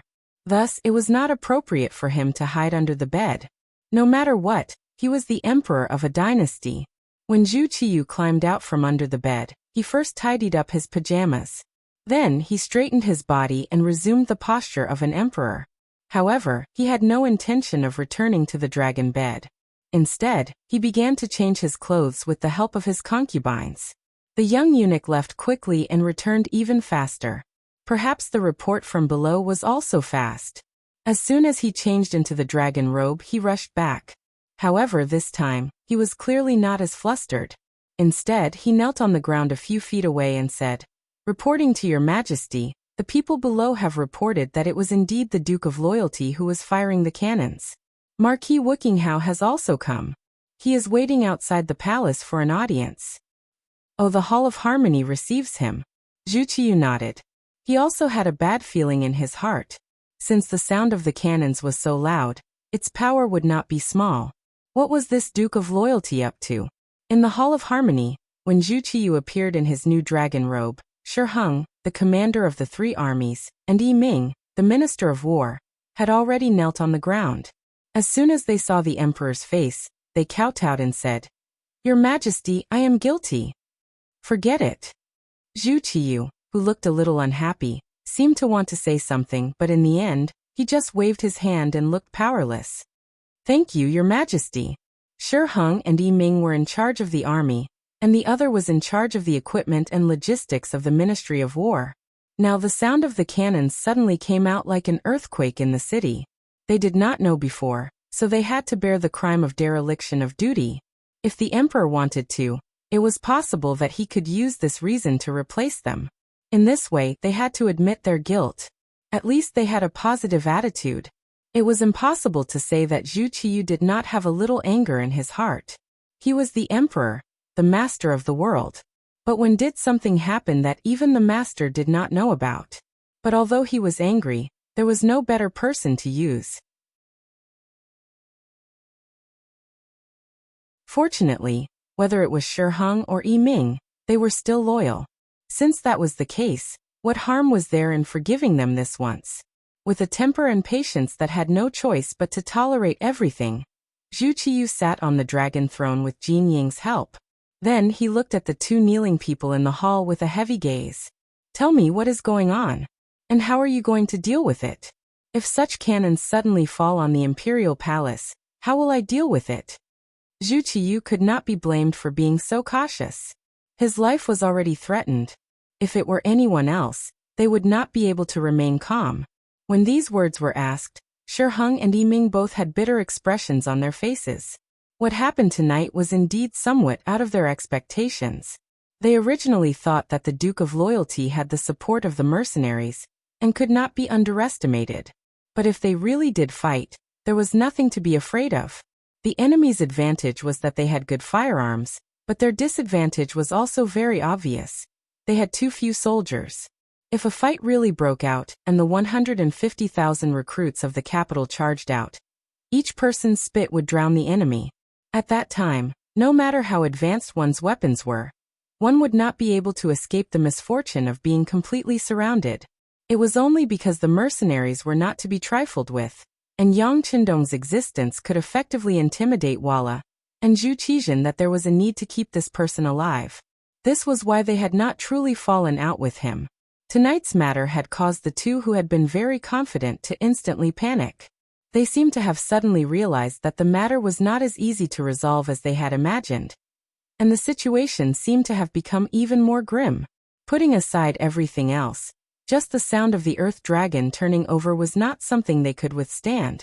And if their guess was correct, this was the work of the mercenaries. Then just how many more tricks did they have that they had yet to reveal? Attributing all the credit to the mercenaries could be considered a modern AQ spirit. With this thought, they comforted themselves and hoped that the situation would not be too bad. For example, once they had a good relationship with the mercenaries, wouldn't they be able to use these powerful firearms? If that was the case, a bad thing would become a good thing.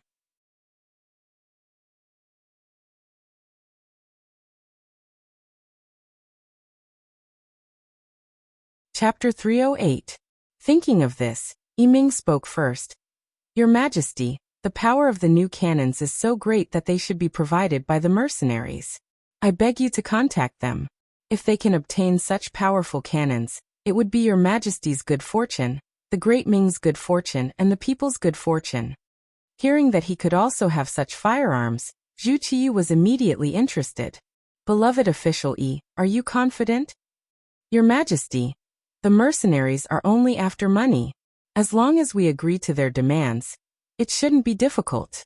After all, there is no conflict of interest between us, and from the facts, they have no intention of becoming enemies with us. I think it is feasible. Yiming knew that this was not the time to hesitate, so he spoke of his speculation as reality. Good. Since that is the case, beloved official E, beloved official Jean, I will leave this matter to the two of you. Remember, as long as the other party's demands are not too excessive, you can agree to them. Zhu Qiyu's face was bright as he spoke. He had even begun to imagine what it would be like if he had such firearms. At that time, he could first unify the Great Ming and defeat his imperial brother, Zhu Qizhen. Then he could even personally lead an army to the Walla. The humiliation he had suffered before would be another description, and praise in the history books. As for placing Jining among them, this was one of Zhu Qiyu's methods of self-protection. After all, the power of the cannons was too great. So great that it could threaten his life at any time. Since this was the case, he had to have it in his hands. Otherwise, he would not be able to sleep peacefully in the future. After Yiming spoke of the cannons, the kneeling Shiheng also spoke. Your Majesty, everything is ready. I suggest that the soldiers of the Datong Prefecture, the Kaiping Guard, and the Guangning Guard be replaced with the soldiers of the capital. I ask for your Majesty's permission. This is something that has already been discussed. Since beloved official Shi has mentioned it, we will immediately do it. Zhu Qiyu was well aware of the change in guard that had been planned for a period of time. She originally wanted to wait for a while before discussing it, but since Shiheng mentioned it now, she decided to get it done immediately. Speaking of which, the change of guard this time was very confidential. Only the Emperor Zhu Qiyu, Chief Eunuch Jining, and Marquis Wuxia Shiheng knew about it. Even the Minister of War, Yiming, was kept in the dark. Now when he heard the conversation between the Emperor and Shiheng, he, who was kneeling on the side, was confused. Fortunately, Shiheng gave him a look, which meant that he would explain this matter later. This prevented Yiming from feeling that he had been excluded from the highest authority. One was to build a good relationship with the mercenaries and have deeper contact with them. The other was to change the defense of the army. After the conclusion of the two matters, the discussion about tonight's bombardment in the Imperial Palace also ended. As for what would happen next, they would discuss it after seeing the results of tomorrow's battle. Zhu Qiyu turned and walked towards her sleeping quarters. There was still some time, so she could go back to sleep. Jining followed her step by step. Leaving Shiheng and Yiming behind, she walked backwards out of Zhanghe Palace. As soon as he stepped out of the hall, Yiming straightened his stooped body and asked curiously, Governor Shi, can you tell me more about the change of guard? Haha, of course. Shiheng had a smile on his face. Once the guard was changed, many things would be involved. He needed the support of the Ministry of War, and there were some things that needed to be explained. Actually, His Majesty just casually mentioned it. I'm sure that Minister of Rights also knows about it. After defeating Walla, some people's reputations are too great. In addition, they saved more than 70,000 soldiers from Walla's army. Most of these people have returned to being soldiers and heroes. They are all grateful for a certain person's great kindness. Does Minister of Rights think that His Majesty can use this kind of army without worry? Ah, that's why His Majesty decided to change the guard?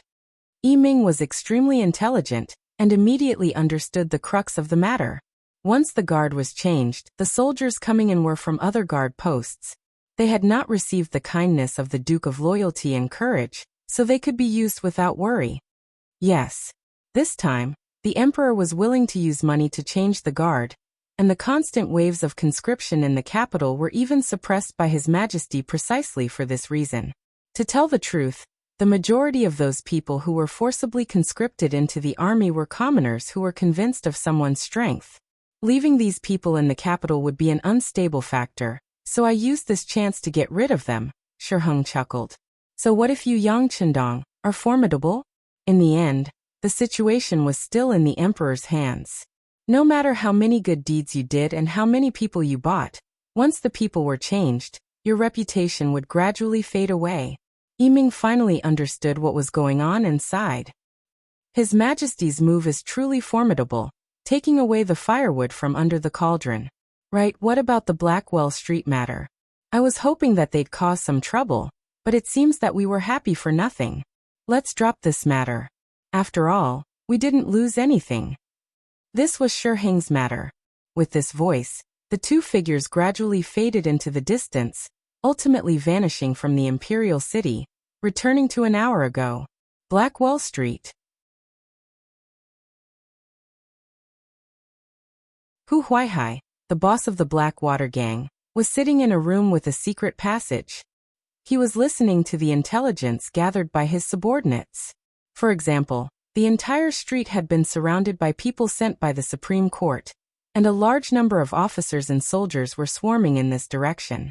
Second Master Wu Yong had long ago analyzed all of this, so Hu Huaihai naturally knew what was going on. It was precisely for this reason that he was in no hurry, only lightly nodding to indicate that he understood. He gave off the feeling that everything was within his plan, and his subordinates trusted him even more. In fact, Hu Huaihai was also prepared. On the entire Blackwell Street, the Blackwater gang had at least 500 people set up an ambush. In addition to some desperados and notorious Jianghu people who sought refuge here, there were at least 1,000 people, and all of them had some skills. They were not people that ordinary soldiers could deal with. In addition to the geographical advantage, it would be even more difficult for the Duke of Loyalty to deal with him, and it would be impossible for him to do so without paying a heavy price. Not to mention that even if the situation was more dangerous, he could leave through the secret passage, and then second brother and third brother would take action. What danger would there be? At this moment, he could even see the scene of Yang Chendong being killed. It was precisely because of these backup plans that Hu Huaihai's face was naturally calm and fearless at this moment. However, all of this was changed by the earth-shaking rumble of cannons. Seemingly without warning, just when the villains on Blackwell Street were ready to fight a bloody battle at any time and cause the soldiers to be rebuffed, there were suddenly streaks of fire whizzing down from the sky, followed by a deafening sound that could shatter one's eardrums. Before anyone could react and was still in a daze, wondering what was going on, powerful cannonballs landed on Blackwell Street, landing beside the villains. Then, with a sudden boom, they turned into streaks of huge air currents and flames that engulfed them one by one. The rumble of the cannonballs shattered the understanding of these villains. Just when they thought that the Ming army would launch a charge, and they were waiting, the cannonballs that fell from the sky and the cannonballs that could form a radius of several feet, as soon as they landed on the ground, struck all of their confidence and self-esteem into nothingness. They were struck until there was nothing left, nothing at all. Even Hu Huaihai, who was waiting quietly in the room, was frightened by the sound of the cannonballs. After a full 10 breaths, he seemed to have woken up from a dream. The first thing he did was to quickly rush toward the entrance of the secret passage, thinking, "It's over, it's over, it's all over." Hu Huaihai's reaction was not slow. His body nimbly slipped into the secret passage, but in the face of this kind of aimless cannonball that completely covered everything, the so-called secret passage was not safe. This was because at this moment, a cannonball landed beside the small courtyard. The powerful shock caused a huge pit to appear in the ground. Under such power, the secret passage naturally collapsed. This boss of the Blackwater gang, who could cover the sky with one hand on Blackwell Street, and even had no regard for the law, was blocked in the secret passage. Then a large amount of dust pressed down on his body. He shouted and screamed, flailing his arms and legs. But all of this could not change the fact that he was drowned. A suffocating feeling swept through his body. At this moment, perhaps there was only one thought in his mind, and that was regret. If he could redo his life, he would definitely not choose to offend the Duke of Loyalty. The sound of the cannonball rang out, spreading far and wide. Third Master Qi Lu's group that was rushing toward the Yang village could not help but stop. Looking back, based on his intuition, he could tell that the cannonball should have landed in the direction of Blackwell Street. He could not help but frown, but the straightforward Third Master Qi did not intend to stop the operation. In his view, he had lost face and was actually injured in the hands of a small servant. This hatred had to be avenged. Otherwise, where would he put his face? How would he be able to establish a foothold in the Jianghu in the future? It was precisely because of this worthless face that Qi Lu did not intend to retreat even though he knew that the situation had changed. He led a total of 200 brothers of the Blackwater gang to the Yang village that was 15 li south of the capital, the outer courtyard of the Yang village. Battalion Commander Wu Sheng, who was ordered to wait here, saw huge bursts of fire coming from the direction of the capital, and heard the sound of cannonballs. He said excitedly, "The young master has made his move. Next, it's up to us brothers. Everyone listen up. Once the enemy appears, don't hesitate to beat them up. Beat them up until even their parents can't recognize them."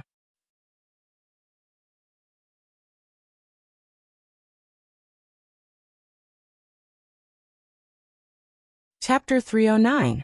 Yes. 2 platoons of 60 people from Cold Vanguard answered in unison, followed by the crisp sound of gun bolts being pulled. Who knew how many times they had trained for such a battle? The Cold Vanguards were already familiar with it. Even the hands holding the guns did not tremble in the slightest. This was the benefit of being an elite. All along, Yang Chendong had been walking the path of elite soldiers. After going from the front lines to the military supply department, he knew how big the expenditure of a large army was. At that time, he was really shocked. It was not an exaggeration to say that it was an astronomical figure. It was because he knew how much money was needed to sustain an army that he had to train the most elite Cold Vanguards. Quality was more important than quantity. This was to reduce the financial losses while at the same time, they could do more things. Now, it seemed that he had made the right choice. At least the Cold Vanguards were extremely elite. On the battlefield, with advanced firearms, 1 against 10 or even dozens of people would not be a problem. This was only the strength of one Cold Vanguard. If many Cold Vanguards were to gather together, they would be able to display even more dazzling and unbelievable results. The Cold Vanguards were already prepared. They were only waiting for the enemy to appear. And as expected, the enemy Qi Lu really came. Along the way, they were very careful, afraid of causing a bigger commotion. Leading a group of experts, Third Master Qi was full of confidence. Although there weren't many of them, only less than 200 of them. These were people who had walked through mountains of swords and seas of fire. To them, killing people was like child's play. Once they were allowed to rush into the Yang family manor, one could imagine what kind of hell it would become. He had long heard that the Duke of Loyalty and Courage had 4 beautiful women. At this moment, Qi Lu only felt restless. He had even thought of leaving one for himself, one for his second brother, and the other 2 for his eldest brother. This should be enough to prove his filial piety. With such a beautiful but impossible wish, the group of people arrived outside the Yang family manor, on a spacious piece of land. Originally, there were some weeds here, but for the sake of a better field of vision, Lung Feng had long made this place barren. This way, if any enemy approached, this place would become the first line of life and death, restricting the enemy's approach and reaping their lives. The Blackwater gang had investigated this matter, and they even knew that this open space served as a barrier. However, in the eyes of these people who were agile and knew that wealth came from danger, no one took him seriously. If they rushed forward, they would be able to obtain riches and honor. If he couldn't charge up, he would die and his soul would disappear. This was very fair. This was the understanding that everyone had engraved in their minds. Even though they knew what the consequences would be, everyone only hesitated for a moment when they arrived in front of the empty space. After they had adjusted their breathing, under Qi Lu's command, they flew up and charged forward. Their speed was fast, and with the cover of the night, they were charging over a large area. In their opinion, even if the Yang manor was aware, it would be impossible to stop all of them in such a short period of time. Once half or even half of the people charged into the manor, it would be their world. Everything would be under their control. Qi Lu's plan was very good. When he charged, he didn't charge at the front, but instead he hid in the middle of the group. His past experience told him that the people in the middle were usually the safest. At least, they could attack and retreat. However, when the group truly launched their attack, everything was completely different from what he had imagined. Attack! Seeing the black shadows approaching, Battalion Commander Wu Sheng, who was hidden in the darkness and had 2 platoons of soldiers by his side, gave an order. 60 soldiers of the cold vanguard aimed their guns at the empty space in front of them at the same time. Then, there was a series of crackling sounds like firecrackers. Streaks of fire were shot out from their muzzles, flying straight out and accurately hitting the black shadows in the distance. What was a harvester? What was a tornado? What was a barren land? The current scene was a good example of this. As the concentrated gunshots rang out, the black figures that were running forward fell to the ground one by one. Puddles of fresh blood blossomed as if they were worthless, causing the originally clean ground to be left with patches of blood stains and crimson fresh blood. Holding the Type 95 class machine gun in his hand, Battalion Commander Wu Sheng's right index finger kept moving. 222. Bullet shells flew in all directions, and the black shadows fell to the ground. Among them, there were some whose faces were filled with unwillingness, some whose eyes widened in shock, and some who didn't even have the chance to show any expression before they fell into a pool of blood and died. Of course, there were more black shadows that fell to the ground after hearing the gunshots. Among them was Qi Lu, Master Qi San. He already knew that the mercenaries' guns were powerful, so he was mentally prepared. But when he saw that no less than 56 people had died, and more than 30 people were injured, Qi Lu still couldn't accept this result. But there were some things that had already been done, so there was no room for regret. Just like now, since he had already rushed out, he couldn't even retreat now. Everyone listen up. Move forward carefully and lower your body. Whoever rushes into the manor first will be rewarded with 500 taels of silver by the boss. When there was a great reward, there would definitely be brave men. Knowing that there was no way out, Qi Lu issued a great reward. At that moment, the black-clothed people that were originally lying on the ground seemed to have come back to life. One by one, they started to crawl forward, just like how Lung Feng's subordinates crawled forward during training. Crawling like a dog? Interesting. Battalion Commander Wu Sheng, who was more than 100 meters away, used the night vision device to clearly see the performance of Qi Lu and the others. When he saw how imperfect they were when crawling forward, and how some of them even had their buttocks raised high, he couldn't help but laugh out loud. Fortunately, they were the enemy. If they were his subordinates, and their movements were so imperfect, he would have stomped on them long ago. Come on, brothers. The competition has begun. Let's see who gets the most hits. When we return, it will be recorded clearly in the merit book. Now let's start with Class 1. Remember, you only have one chance. After that it will be Class 2. No one is allowed to fight, and no one is allowed to mess around. Whoever breaks the rules will have their merit taken away. Wu Sheng's voice was sometimes serious, but sometimes excited. He treated the actual battle in front of him as a training exercise, a military exercise. With such a relaxed attitude, the other Lung Feng members were also relaxed, and they were able to show their best side. Class 1, get ready. Fire. Bang bang bang. 10 gunshots rang out, and 7 of the crawling black-clothed people stopped moving in an instant. Class 1, 7 people have been hit in the first round. Class 2, get ready. Wu Sheng's voice rang out in a timely manner. What followed was Class 2's first round of shooting. Another 6 black-clothed people were hit and stopped moving. Class 3, get ready. Wu Sheng issued one order after another. The number of black-clothed men was reduced one by one. Originally, there were at least 100 people in the group, but after a round of roll call, not even half of the 50 people were left alive. Qi Lu was quite lucky. Because he had been lying on the ground and did not dare to move, no one hit him in this round of roll call. However, when he clearly felt his brothers dying one by one, cold sweat flowed down his neck. These people were not afraid of death. They had been living a life of blood on the edge of a blade. However, they were not afraid of death, and they would not die if they did not replace them. Especially when they did not even see the shadow of their opponents and died without knowing why. This was something that no one wanted. Now that he was in the situation, he finally understood how powerful these advanced firearms were. At this moment, he regretted his reckless actions. Suddenly, Qi Lu gritted his teeth and shouted, "Brothers, don't be afraid. The weapons in their hands are only useful from a distance. When we get closer, It will be our world. Now listen to me. Everyone stand up and charge together. We will kill our way through. We will wash the Yang family village with blood. Perhaps Qi Lu's shout had an effect. Or perhaps everyone knew that waiting like this would only lead to death. At this moment, such a shout actually caused everyone who was still alive to stand up. Then, after a shout, they all rushed forward together.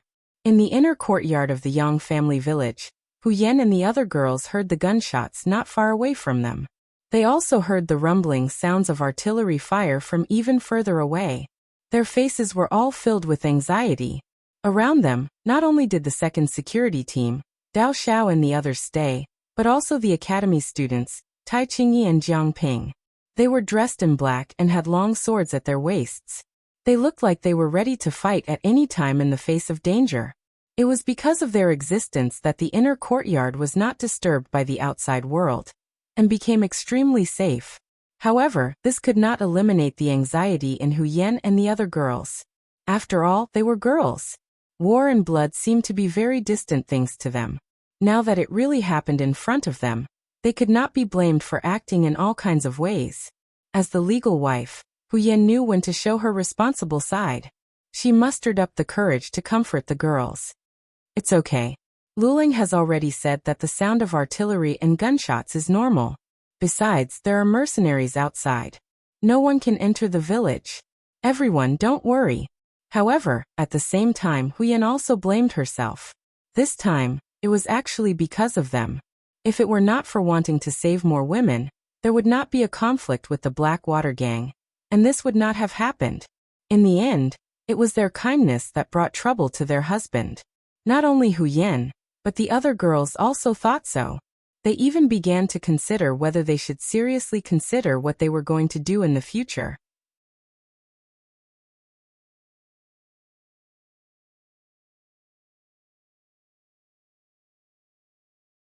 Chapter 310.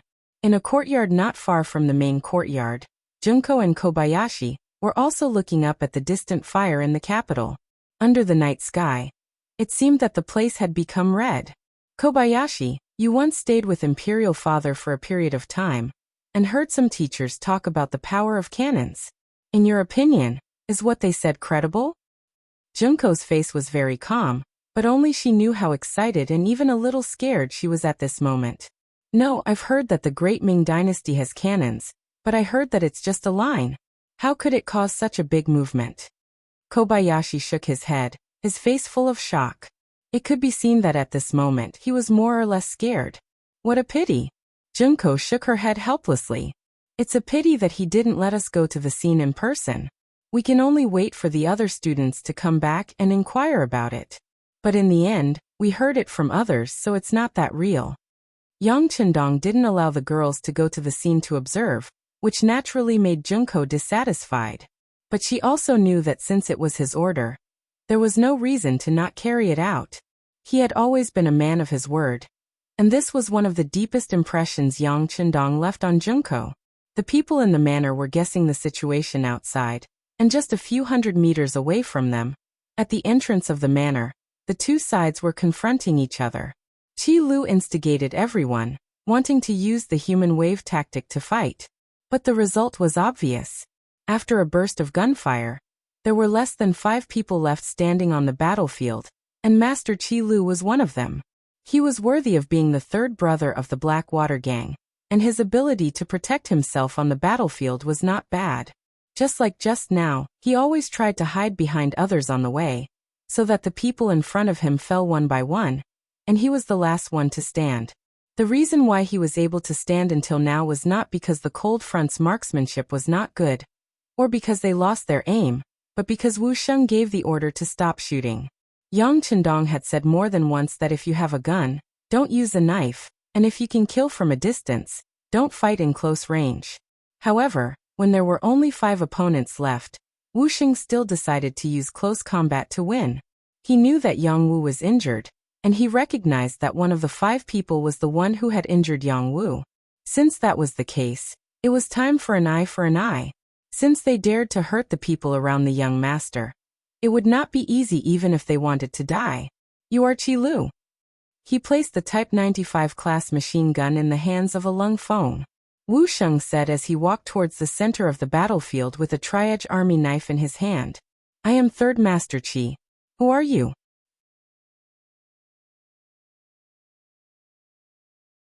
Seeing that the other party was no longer shooting, and was about to engage in close combat, a glimmer of hope appeared in his lifeless eyes.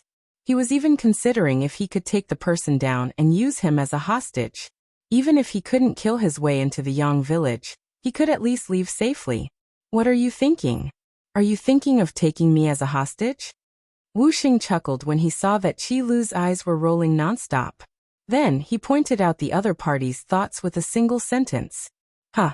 Suddenly being pointed out, Qi Lu's expression changed. When he noticed that the other party was less than 5 steps away from him, he suddenly shouted, and then slashed forward with the ghost head blade in his hand. This style of Qi Lu's was wide open, so that he could get close to the opponent. Only then could he get close to the opponent, and make the gunman hesitate and not dare to shoot. Regarding Qi Lu's sudden approach, Wuxia was not surprised at all. On the contrary, he was a little excited. The tri-edge army knife in his hand was a godly weapon for close combat. If the distance was too far, it would not be of much use. His opponent's actions were exactly what Wuxia wanted. However, he didn't show any signs of excitement. On the contrary, when the ghost head blade approached him, his feet began to continuously retreat, giving off the feeling that he didn't want to engage in close combat. However, his body retreated and did not advance as quickly. In just 2 breaths, the distance between the two was instantly shortened. The original distance of 5 steps became less than 3 steps. As the two sides got closer, Qi Lu's eyes flashed with excitement. He seemed to have seen the hope of survival. Then, just as the excitement flashed, the figure in front of him who was constantly retreating suddenly stopped. Not only that, but the figure actually moved forward. The sudden change greatly exceeded Qi Lu's expectations. His instincts told him that he was in danger. The ghost head blade in his hand instinctively shrunk back. However, Wuxia's movements were simply too fast. In addition to the fact that he did the opposite, Qi Lu felt a sharp pain in his abdomen. Following that, it was as if all the strength in his body had been sucked out in an instant. He couldn't even pull back his saber. He could only watch helplessly as the heavy saber fell from his hand and fell to the ground. That feeling of weakness continued to hit him. His body continuously moved, and with a plop, Qi Lu fell to the ground. The moment he fell to the ground, he saw that there was a bloody hole in his waist. Blood was gushing out like a fountain, and it couldn't be stopped. Just a moment ago, Wuxia first acted weak, indicating that he did not want to let the opponent get close to him. Then he suddenly retreated in order to advance. Following that, the tri-edge army knife in his hand pierced his waist with lightning speed, causing him a heavy injury. There was no need to mention the might of the tri-edge army knife. After a successful strike, no opponent could withstand it. Qi Lu was the same. Looking at the bloody hole in his body, he knew that he would not be able to survive. This was the result of his carelessness. Qi Lu finally understood that the people in front of him were not only powerful long-range firearms, they were also skilled in close combat. This time he did not die in vain. At the same time that Qi Lu fell, a few other Cold Vanguard squad leaders rushed out from the group. Each of them held a tri-edge army knife and rushed towards the 4 lucky people in black standing in the middle of the field. This was a very good opportunity for close combat. Obviously, no one wanted to miss it. It was precisely because everyone had such thoughts that the 4 black-clothed men each faced opponents that were twice or even 3 times their number. Their courage had already been shattered, and they could not even use half of their usual strength. Facing such an elite Lung Feng, the result was obvious. After just a dozen breaths, not a single black-clothed man was able to stand unscathed. Clean up the battlefield. Also ask 5th brother to come out. Wuxia said with a red face after injuring Qi Lu in one move. As for Qi Lu, who was still bleeding on the ground, he wasn't dead yet, but the feeling was far more terrifying than death. He finally understood why the other party didn't use the gun to finish him off. It turned out that the other party wanted to torture him, to watch him slowly die from excessive blood loss. The scene of flames soaring into the sky was not only seen by the people in Yangjia village. Even Wu Yong, who was leading people to ambush the Duke of Loyalty, saw it. After determining the direction, Wu Yong's heart sank when he confirmed that the source of the flames was Blackwell Street. He had calculated everything, but he did not think that the Duke of Loyalty would have such powerful cannons. Moreover, they had ignored the fact that Blackwell Street was located in the capital and fired without hesitation. Compared to other people, Wu Yong's thoughts were more meticulous. This allowed him to understand Yang Qindong's past even more clearly. It was because of this that he knew how this person had intimidated the Walla's leader, Yes Hen, and made him withdraw his troops and return more than 70,000 captives. This was the first time the words cannons had appeared in his mind. It also made him wonder if the Duke of Loyalty would use cannons to attack Blackwell Street. However, this thought only flashed through his mind for a moment, not for anything else. Because Blackwell Street was located in the capital, no matter how bold the Duke of Loyalty was, he would not dare to use such powerful cannons. On this point, Shi Tao, who had been sent by Yi Ming, confirmed that the Great Ming dynasty did not find any cannons left behind by the mercenaries. Seeing all these signs, Wu Yong was finally relieved. He waited here with peace of mind, waiting for the rabbit to appear. But he never thought that the cannons would really appear. Thinking that even Yes Hen was so afraid, Blackwell Street would have been in a sea of fire. Praying that his elder brother, Wu Huaihai, would be fine, Wu Yong was even more determined to wait here for Yang Qindong. Not for anything else, this person was so bold to use the cannons. He was probably proud of himself now. In this way, the defense would be relaxed, and it would be a good time for him to attack. Wu Yong even thought that this was a once-in-a-lifetime opportunity, and he had to seize it. But he did not know that compared to playing tactics, Yang Qindong, who had lived for hundreds of years in the future, had seen and heard far more than him. Just like now, when Wu Yong was ambushing Yang Qindong 5 miles outside the city gate, Taihu of the Langya Special Forces was also leading his team members here.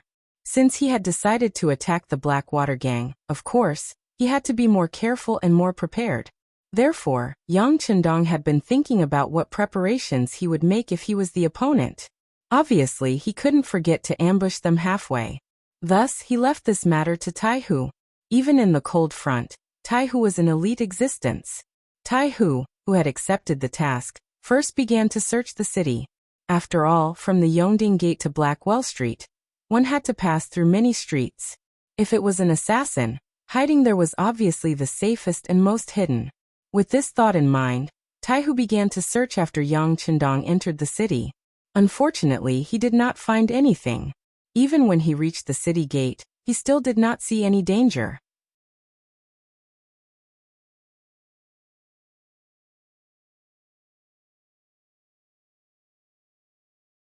Chapter 311. If it was someone else, they would consider canceling the operation. But Taihu had always been a serious person. Since the young master said that there might be an ambush on the way back, how could he be careless? He immediately led a group of people out of the city and continued to investigate in the direction of Yangjia village. Under his perseverance, Iron Tiger and Wu Yong finally met. The first to discover was the hidden scout sent by Wu Yong. Although the other party had hidden very well, but in the eyes of Langya, this kind of concealment technique was child's play. But the scout that was sent out did have some ability. He actually let out a cry before he died. In the dark night, the sudden cry finally attracted Wu Yong's attention. Instinctively, he felt that something was wrong and ran away. Before some of his brothers could react, Taihu and his men appeared like divine soldiers descending from the sky. Then a series of gunshots rang out. Although the people who stayed here to ambush were skilled, but facing the equally skilled Langya who had better weapons and equipment, it seemed that they would be at a disadvantage. The tri-edge army knife could not only cause a wound that was difficult to heal, but it was also powerful because of the hardness of its material. When the user was strong enough, and the battle between the two sides started with an explosive battle, it could easily break ordinary weapons like swords, spears, swords, halberds, and so on. Imagine, after a confrontation, one side's weapon broke into two. What kind of consequences would that cause? Wu Yong's advantage in terms of weapons and his sudden appearance caught the other party off guard. Even though there were quite a number of world of martial arts experts in Wu Yong's group and their attacks were ruthless, they still began to suffer casualties after a few exchanges. Screams could be heard, and from those screams, Wu Yong could roughly distinguish who was injured, fell into a trap, and suffered losses. As for someone finding him, to be honest, Wu Yong had thought about this before, but it was just a fleeting thought in his mind. He had investigated Yang Qindong. Although this person's methods were powerful, but he also had a big shortcoming, and that was that there were too few people he could use. Although this time the Supreme Court and the soldiers of the 5 cities military office would assist him, but what could they do to the Blackwell general? What could they do to the Blackwater gang? That would truly be a joke. At the end of the day, if they were to really fight, the most mysterious mercenary group would probably be the ones to lead the Duke of Loyalty. Since that was the case, excluding the people in the manor who were attacking and defending, there should not be many people left. How could they be a threat to him? It was precisely because he had underestimated them that he felt helpless when facing the sudden appearance of the wolf fangs. But no matter what, Wu Yong was able to become the sect's second in command, and was given the title of military advisor. His mind was still very quick. Let's go. Without the slightest hesitation. After Wu Yong shouted this sentence, he had already brought a few of his trusted aides and quickly retreated. That kind of decisiveness made it seem as if he did not hear the screams of his brothers behind him from time to time. At this moment, what they had said when they were together, they would share blessings and hardships together, was so laughable and childish. Since it was an ambush, once it was discovered, the meaning would naturally change. Since there was no chance left, what were they waiting for? Wu Yong left, but he only brought 4 or 5 of his brothers with him. Without the slightest hesitation, Taihu lost track of the other party after killing 4 of the bandits. Looking at the empty ambush ground, all he could do was to sigh and say, "You guys ran fast." He ended this round of slaughter. It was not accurate to say that it was a slaughter, because in this battle, 4 of the Wolf Fang's brothers were actually injured. One of the injuries was quite serious.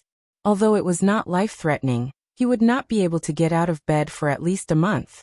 This result naturally caused the captain, Taihu, to be dissatisfied. However, he also knew that although the Wolf Fangs were the elites of the elites, the strength of the opponents this time was not weak. Moreover, the number of people was several times their own. In addition, they had more training than actual combat, so the opportunity to face off with a blade like this was still too little. But fortunately, as long as no one died, after experiencing today's events, presumably once they recovered and returned, their strength should be on another level. The Wolf Fangs were unprepared, but still suffered some injuries. It was conceivable that if they suddenly appeared, it might really threaten Yang Qindong's life. Speaking of Yang Qindong, at this moment, he was standing on Heijing Street, commanding the bailiffs, constables, and soldiers of the 5 cities warden office to clean up the battlefield. They originally thought that this would be a bloody battle. Whether it was the Supreme Court or the 5 cities warden office, the soldiers who participated in this operation were all nervous. Although they knew that the leader this time was the military god, when they thought of the various deeds of the Blackwater gang, it was impossible to say that they were not at all afraid in their hearts. As a martial artist, fame was originally obtained by risking one's life. If one wanted to climb up, it was impossible to not pay a price and even not take risks.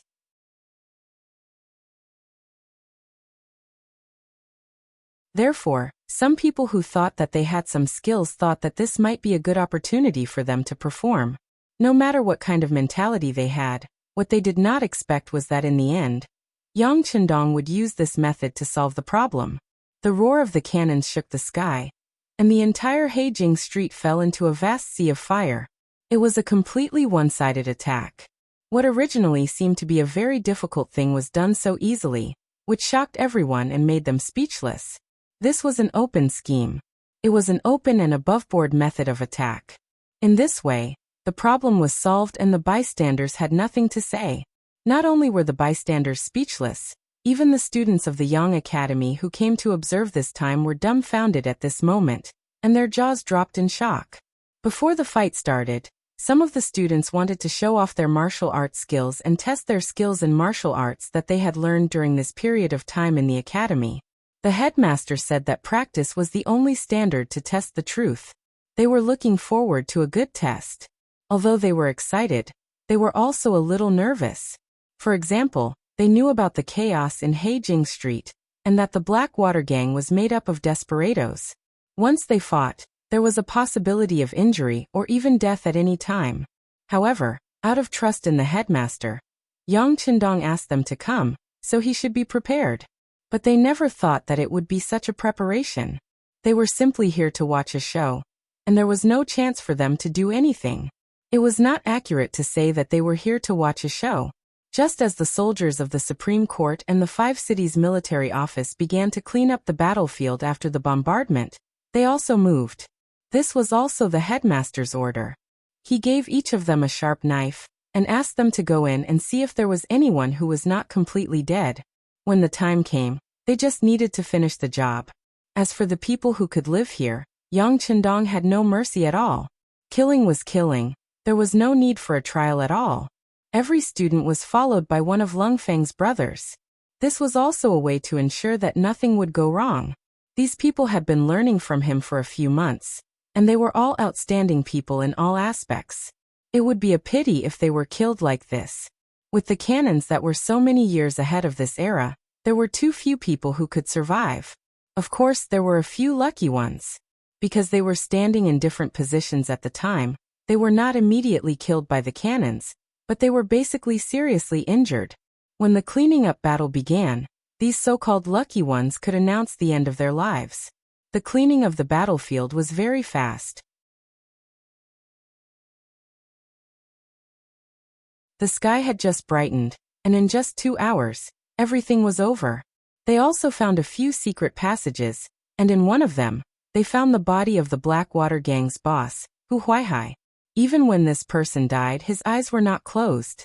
Instead, his eyes were wide open like copper bells, as if expressing the shock and indignation in his heart. With Hu Huaihai dead, the Blackwater Gang was like a dragon without a leader. In a way, it could be said that the Blackwater Gang was completely destroyed. Next, there were some small fries who were lucky enough to survive, but it would be difficult for them to cause any trouble. At this point, this battle could be said to have reached a perfect conclusion. The only fly in the ointment was that Wu Yong ran away. Just a moment ago, 2 pieces of information from the Intelligence Bureau were sent over. One was that Qi Lu brought people to attack the Yang village but failed. They were completely wiped out by Wu Sheng, who was waiting for him there. The other was about Wolf's Fang. According to the previous arrangement, they searched all the way and really found the ambushers. They killed most of them, but the second in command, Wu Yong, who was known as the Star of Wisdom, ran away. There was a fish that escaped the net. Yang Qindong finally felt a trace of imperfection. But considering that the Blackwater Gang on Blackwell Street had been destroyed, it was not a big deal that one person escaped. While ordering the Security Bureau to continue to track the whereabouts of this person, he turned his gaze to other directions. This time, he used the mysterious cannons to cleanly solve the problem of the Blackwater Gang. It was satisfying, and presumably, it would also frighten some people. Next, they would definitely have some reaction, but he did not know what they would do. In the throne room, the court meeting was going on as scheduled. Compared to the past, many of the officials' expressions were slightly more serious. Last night, the rumbling sound of the cannons was like an earth dragon turning over, and no one could ignore it. In the morning, many of the courtiers found out what had happened. Some of the bolder courtiers even took a detour to Blackwell Street. What they saw was a messy and chaotic scene. Yesterday, it was still a strategically advantageous situation, but today, it had become a scorched earth. Occasionally, some places were still smoking after the fire. This scene was deeply imprinted in their minds, making them feel the horror of the Duke of Loyalty again.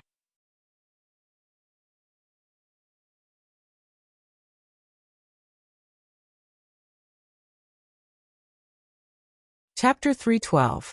Influenced by Confucianism, the Ming dynasty emphasized that the scholar officials and the emperor ruled the world together. Therefore, it is inconceivable now that the position of the scholar is so high. The The status of scholars was very high, so there were even more people who flocked to them. Talents emerged in an endless stream, and there was a situation where one person appeared after another. It was precisely because of this that no one could stand high and mighty forever, and no one could fight against everyone with their own strength. But now there was a Duke of Loyalty. He could make clouds and rain with a flip of his hand, and he did not put everyone in his eyes. He paid attention to doing things his own way, and he was supported by powerful financial resources and military force. His existence naturally became an alternative, a force that opposed Confucianism and the imperial power. Yang Chendong alone occupied one side of the three-legged tripod. This kind of oppression made many people feel very uncomfortable. Everyone had always paid attention to the fact that they were all high and mighty, but they were all controlled by others. Only in this way could there be a balance, and everyone could live a good life. And if anyone violated the rules of the game, even the current emperor could be overthrown. At worst, they could find a suitable and obedient person who knew when to advance and retreat to be a substitute. It was like Zhu Qizhen had an accident, and Zhu Qiyu had quickly replaced him. Even the emperor could be replaced. This was where the scholar officials' confidence came from. This was also the reason why civil officials were higher than military officials. However, the appearance of Yang Chendong broke all these rules. It could be imagined how many people were dissatisfied and voicing their opinions. It happened so suddenly that no one showed it in today's court meeting. Everyone seemed to be thinking about how to unite to suppress this new Duke of Loyalty after going back. But before these people could do anything, the military commander-in-chief among the officials, Marquis Wuxia Shiheng, suddenly walked out of the crowd and said loudly, "Your Majesty, the new army has been recruited and arranged into an army. In order to increase their combat strength, this subject suggests that they be swapped with the soldiers of the Datong Manor, Kaiping Guard and Guangping Guard.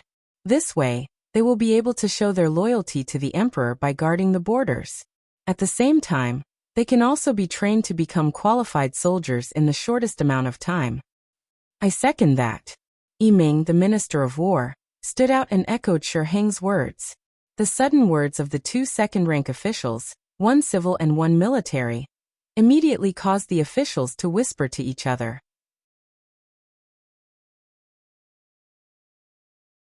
As long as one wasn't a fool, anyone could see that this had been planned long ago, and had even been tacitly approved by the emperor.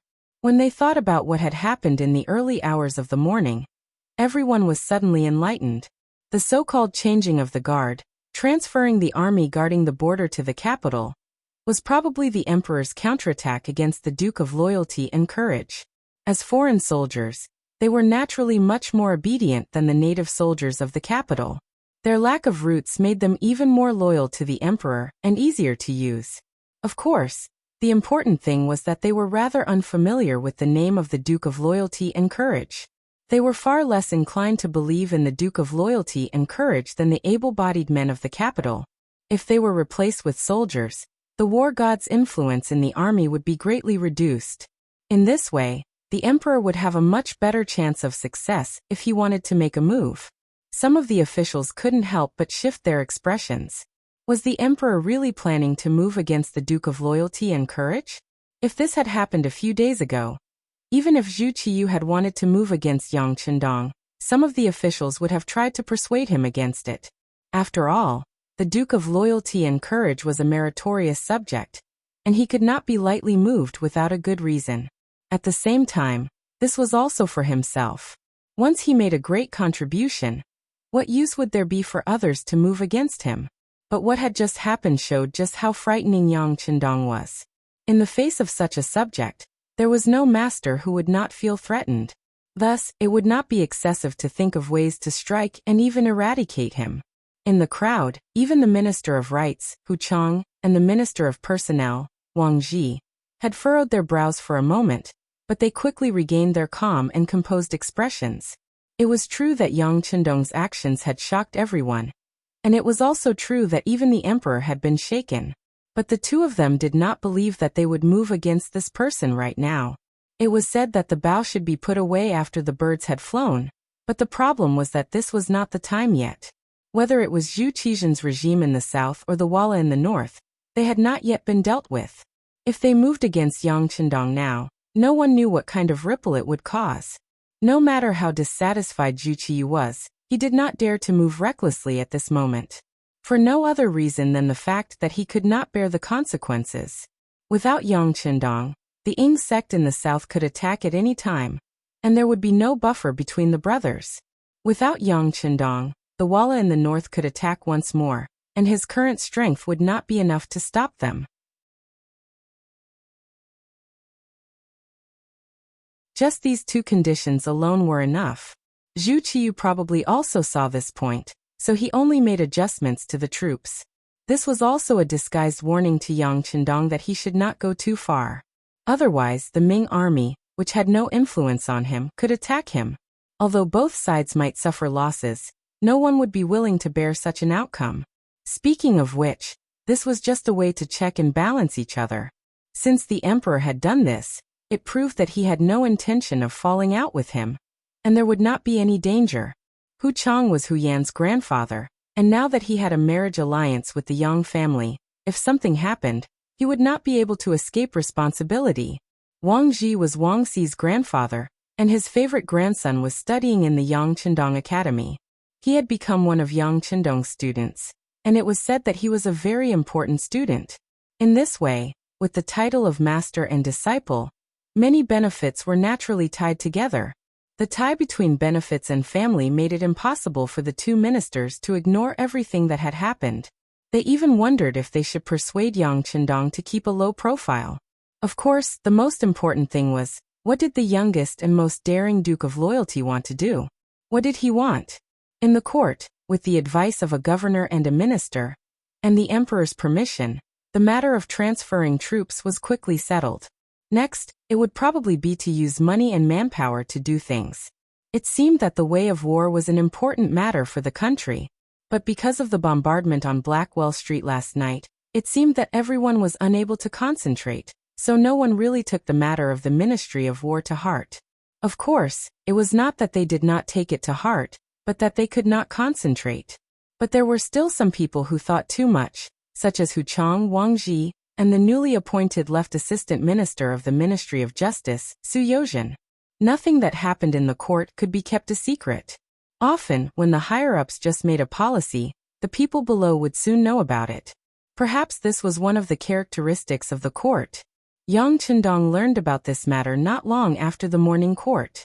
At this moment, he was standing at the place where Wu Yong had ambushed him. The captain of Langia, Tai Hu, was very sensible. He even caught two people alive. He managed to pry Wu Yong's name and identity out of their mouths. Wu Yong? Shuebuo Liangshan?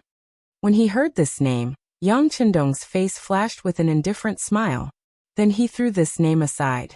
Arrange for the security bureau to do their best to investigate this person and arrest him. After saying this, Yang Chendong returned to the luxurious and comfortable carriage. As soon as he got into the carriage, he closed his eyes and rested.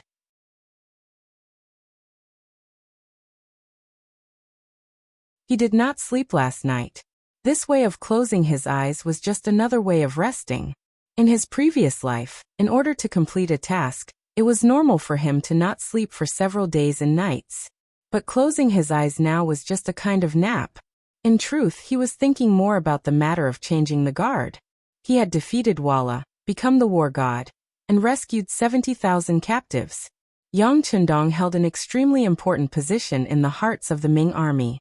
This could be seen from the fact that every time Yang Chendong entered the city, any soldier who saw him would stand at a distance and bow. It was precisely because of this that the matter of changing the guard had occurred. Shi Hung had even intentionally captured many able-bodied men from the capital, breaking up many families for this purpose. At the time, Yang Chendong had wondered if there was a need to do all this just to gather enough soldiers. But now he completely understood that this was not because there were not enough soldiers. It was clearly to weaken his influence and even divert the disaster away from him.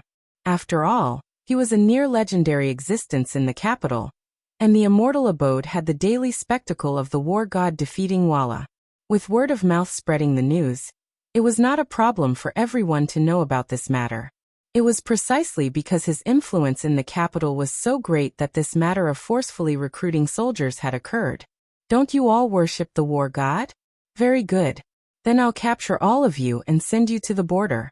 Let's see how your war god will save you. This was a method of removing the firewood from under the cauldron. By doing this, not only would it weaken Yang Qindong's influence in the capital, if someone were to guide him, they would even blame this terrible situation on Yang Qindong. One could even say that if not for this person, no one would have been forced to join the army, and they would not have had to leave the capital. If Yang Qindong's predictions were correct, this sort of manipulation of public opinion would be detrimental to him. If he didn't even have this sort of method, neither Shi Heng nor Yi Ming would be able to gain the emperor's favor. But these were just minor tricks. Putting aside the fact that they might not be able to affect Yang Qindong, this method was wrong in the first place. From start to finish, his goal had not been to expand his influence from the capital, but to encircle the cities from the countryside. You're tuning in to the Li Mei's Wuxia Whispers YouTube channel. We're so grateful for your support, and don't forget to subscribe to join us on this incredible journey through captivating stories. Your generosity through donations truly makes a world of difference, as it's the primary source of revenue that allows me to expand and enhance this channel for you. Thank you from the bottom of my heart for being a part of this adventure.